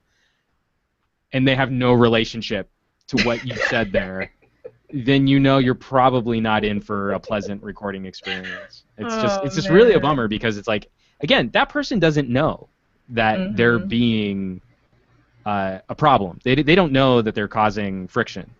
But they also don't seem to have learned conflict management or conflict resolution skills, or the ability to kind of create a vernacular, or if you're really a good performer, you could act like you want to be there. Right. So you start like, well, if that's the kind of response I get to a question like that, and it's not something like where someone just made a mistake, or, oh, I don't know what that means, do you need me to say something? That's someone who's trying to solve a problem.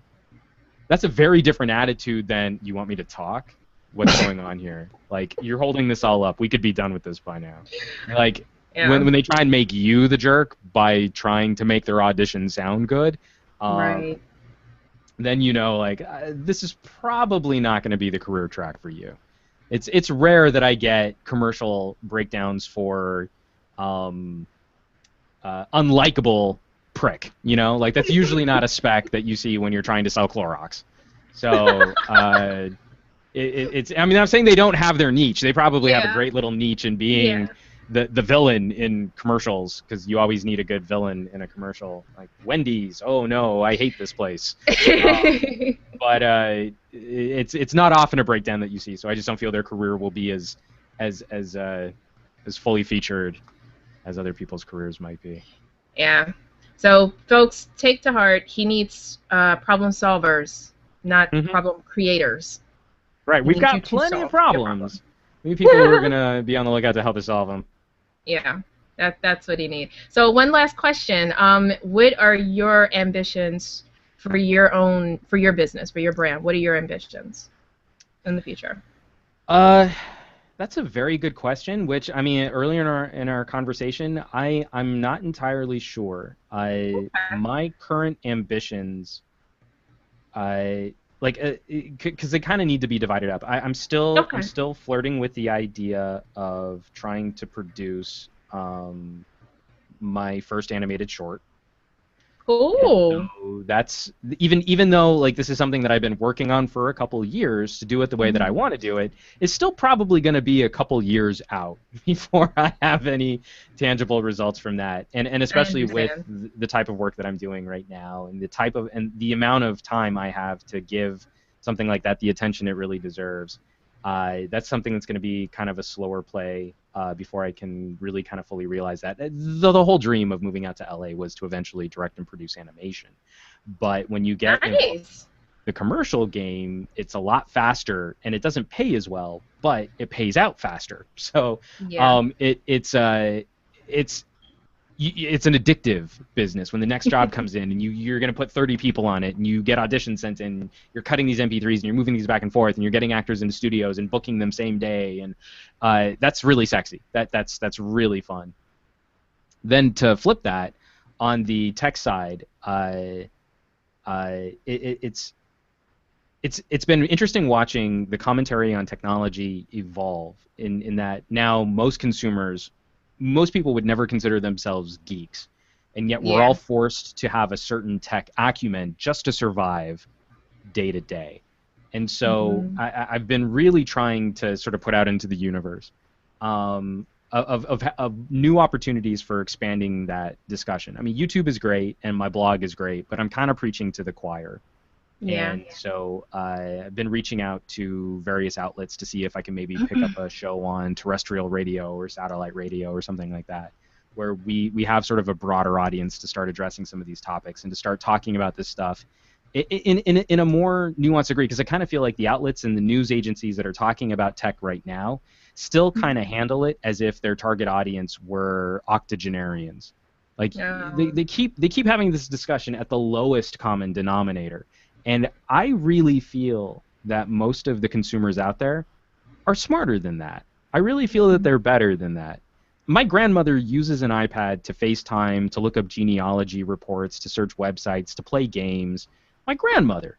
We don't need to keep handling all of this stuff with kid gloves to such a degree that it's insulting to the communities that are genuinely looking for information yeah. on how to use this stuff and how to incorporate it into their daily lives. And so I kind of feel there's an audience out there that's hungry for a more nuanced discussion on design and aesthetics and ergonomics without getting into the gigaflips and the megapixels and all of the various Yeah. specs and benchmarks and all of the facts on paper that ignore the real world condition and the real world usage of all this stuff. So Yeah. my ambitions there are to see if I can't over the next year take that to a larger stage.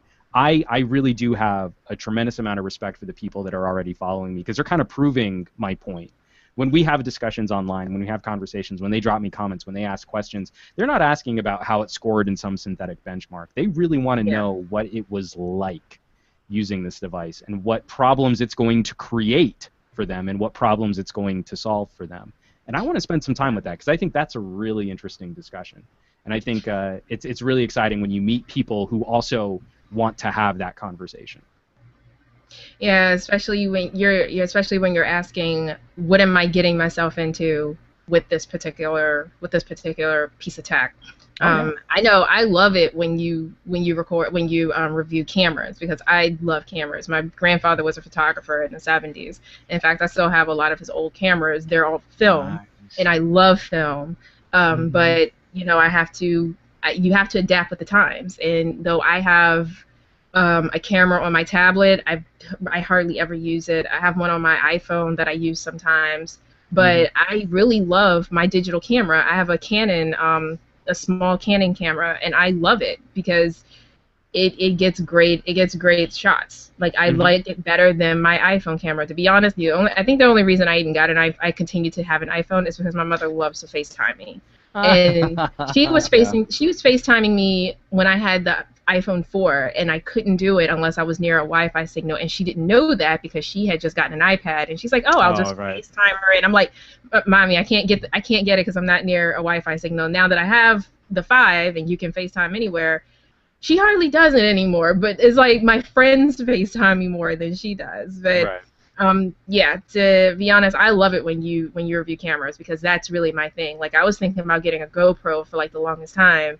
Not that I really would use it, 'cause I don't go surfing enough or snowboarding enough that I would use it. But I love the Kodak one that you reviewed. Oh yeah. What I think a couple months ago. Really, it was really recently.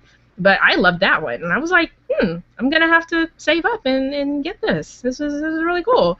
Um, but as far as technology goes, and it kind of loops in, it kind of ties in with voiceover. I like the fact that well, I don't know if we're now cracking down on it, but they're at least having the discussion about the piracy issue Hmm. that is affecting the animation and anime community, and gear and gadgets and technology also walks hand in hand with that, because people are getting savvier. I'm glad, to be honest, that you can't doctor stuff like that on your phone, but I really would love to see them, come up with a solution with that. And I think they kind of are, because you have simulcast now with different websites and stuff like that. So I'm really happy to see that, So to I be mean, honest. the problem that we've always had is we start showcasing these new technologies. Media companies are focused on a certain or a particular type of sales. I mean, we saw this go down with CDs. Like we Yeah, still haven't learned the lessons that the music industry are still struggling with when Napster came out. yeah. Um, so what happened was this new bazaar opened up that you could cherry pick individual songs, download them for free. And they were really inferior copies of what we used to get, even on early CDs. But you could get them, and you had these little MP3 files, and everyone was starting to figure out audio digital compression. So instead of looking at that and saying, hey, you know what? Our customers just created a new marketplace. They've told us this is how they want to consume music. Instead of looking at that and monetizing it, just slapping a price tag on the entry to getting all of this stuff the way that the consumers wanted to, of course, their first reaction was to try and sue it into oblivion, and ultimately they won. Yeah. Um, that's what's frustrating. When the communities of fans are going out there and saying, like, this is kind of how I want to experience this media, this is how I want to consume it, this is where I want to consume it, this is, like, I want to be able to move it from one screen, like my computer screen, to my laptop screen, to my TV screen. It's all the same file. It shouldn't have arbitrary locks or barriers for consuming this. And I shouldn't have to, when I pay for it, I shouldn't have to sit through piracy adverts and trailers. I paid for it. You're punishing me for paying for it. You know, Yeah. if you pop in a modern day Blu-ray, it's probably going to take you about 20 minutes of unskippable content before you actually get to the movie that you want to watch. In the amount of time that you'll spend not being able to skip over anti-piracy ads, you could probably go download that movie for free off of a torrent. You know, that's Yeah. really the backwards thinking that this industry has gotten itself into problems with in not addressing these disruptive technologies, these new technologies which emerge, and that the customers can latch onto faster than traditional distribution can adapt to. The flip side of that is uh, the people who get hurt first are the people who actually make and care about this stuff.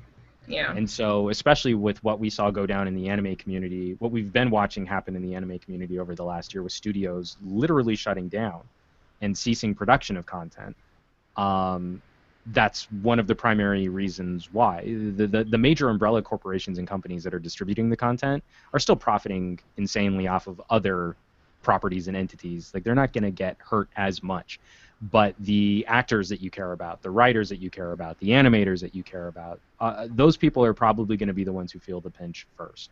And Yeah. so it's all about balance. And this pendulum, we live in a really severe pendulum swing kind of society. And so we don't often find balance. It's usually overreact to a problem and then overreact to that overreaction. But we all need to, as fans and as producers, and as people who are sort of straddle both. I mean, I work on producing content, and I enjoy content as a fan of Yeah. this content. We all need to kind of take a look at what our behavior is actually creating, and how are we spending our money, and are we spending it wisely, and are we supporting those endeavors that will make this situation better. And so those companies that I think that are out there and doing good work in changing up distribution and finding new ways to monetize and to profit off of this, I'm excited to give them my money. I want to support their projects. I want to support their endeavors. Yeah. And sometimes that means really having to hunt for good content, because a lot of times, you hear about some new distribution scheme or some new production company, and you're like, oh, well, the product they put out kind of sucks, but I want to support the idea. And that's what's tricky. And again, it also sort of comes out of you're never going to reach everybody.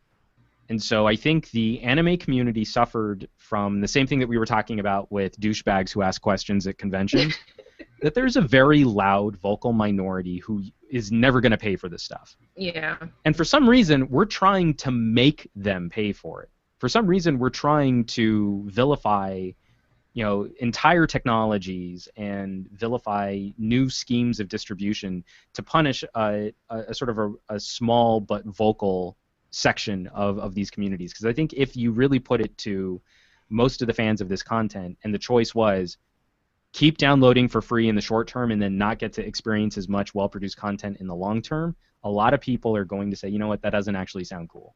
Yeah. I think a lot of people are going to rationally say, it might mean I consume less of it if I have to pay the way you want me to, but I would rather know that more stuff was getting produced than watching studios close and watching people get pushed out of jobs producing this content. Yeah. And so that's where we really need to sort of appeal to sort of a higher ethic, something to aspire to, in that we're all sort of in this together, regardless of what the major recording and movie agency industries would think, in creating a completely passive experience that we just pay and consume. We're all very active in these various communities. And so the answer isn't going to be just, well, someone delivers a new copy protection scheme and now we can all be happy. It's we all need to be involved in the creation of that solution. But it can't just be, I don't believe in this ethic that all information should be free.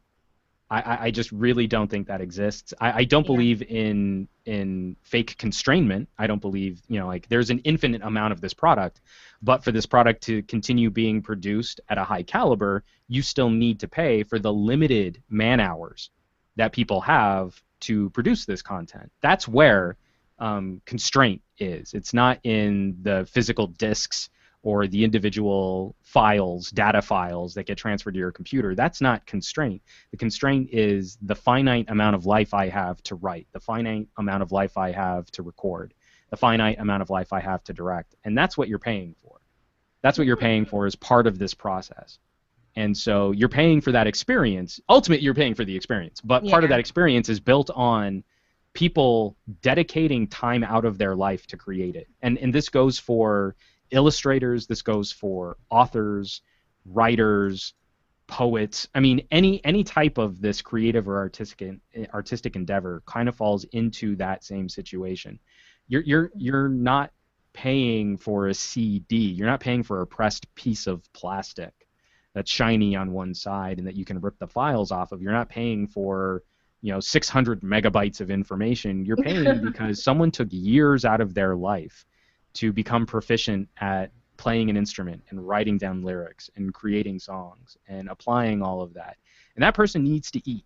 And that person needs to be clothed and sheltered. And yes, sometimes reprehensible people get insanely lucrative contracts, and that's awesome. But most of the people that get ripped off in this endeavor aren't those people. Those people who are getting hurt are the people that you would normally want to celebrate when you would meet them. You think you're doing really exciting work, but you probably have some cushy record contract, so I don't need to pay you for your CD. Like, that's really not how all of this works, especially when established artists are looking at bucking the system too.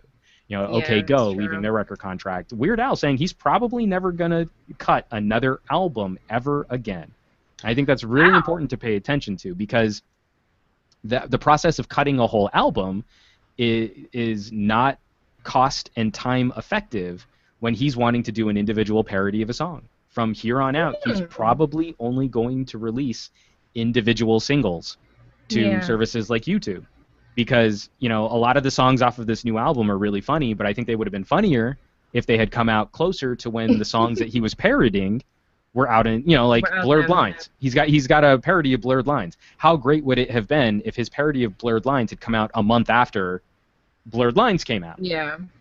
I mean, so like already for Weird Al, he's looking at his business and saying, you know what, this doesn't make sense anymore to have this kind of relationship with a record label, and he's changing how it is that he's going to be doing business. So I figure if we can take a look at like that for everybody, for how consumers get involved, for how fans get involved, for how producers and writers and singers and actors get involved, that's where we'll start to actually come up with some solutions. But in the meantime, we'll probably just keep bickering and yelling at each other and throwing poop like monkeys, and probably nothing will change until a major industry goes completely belly up, and then we'll go, oh no, we actually care about this stuff, and then we'll be motivated to fix it. Oh no, rally the pitchforks, gotta do this. Yeah.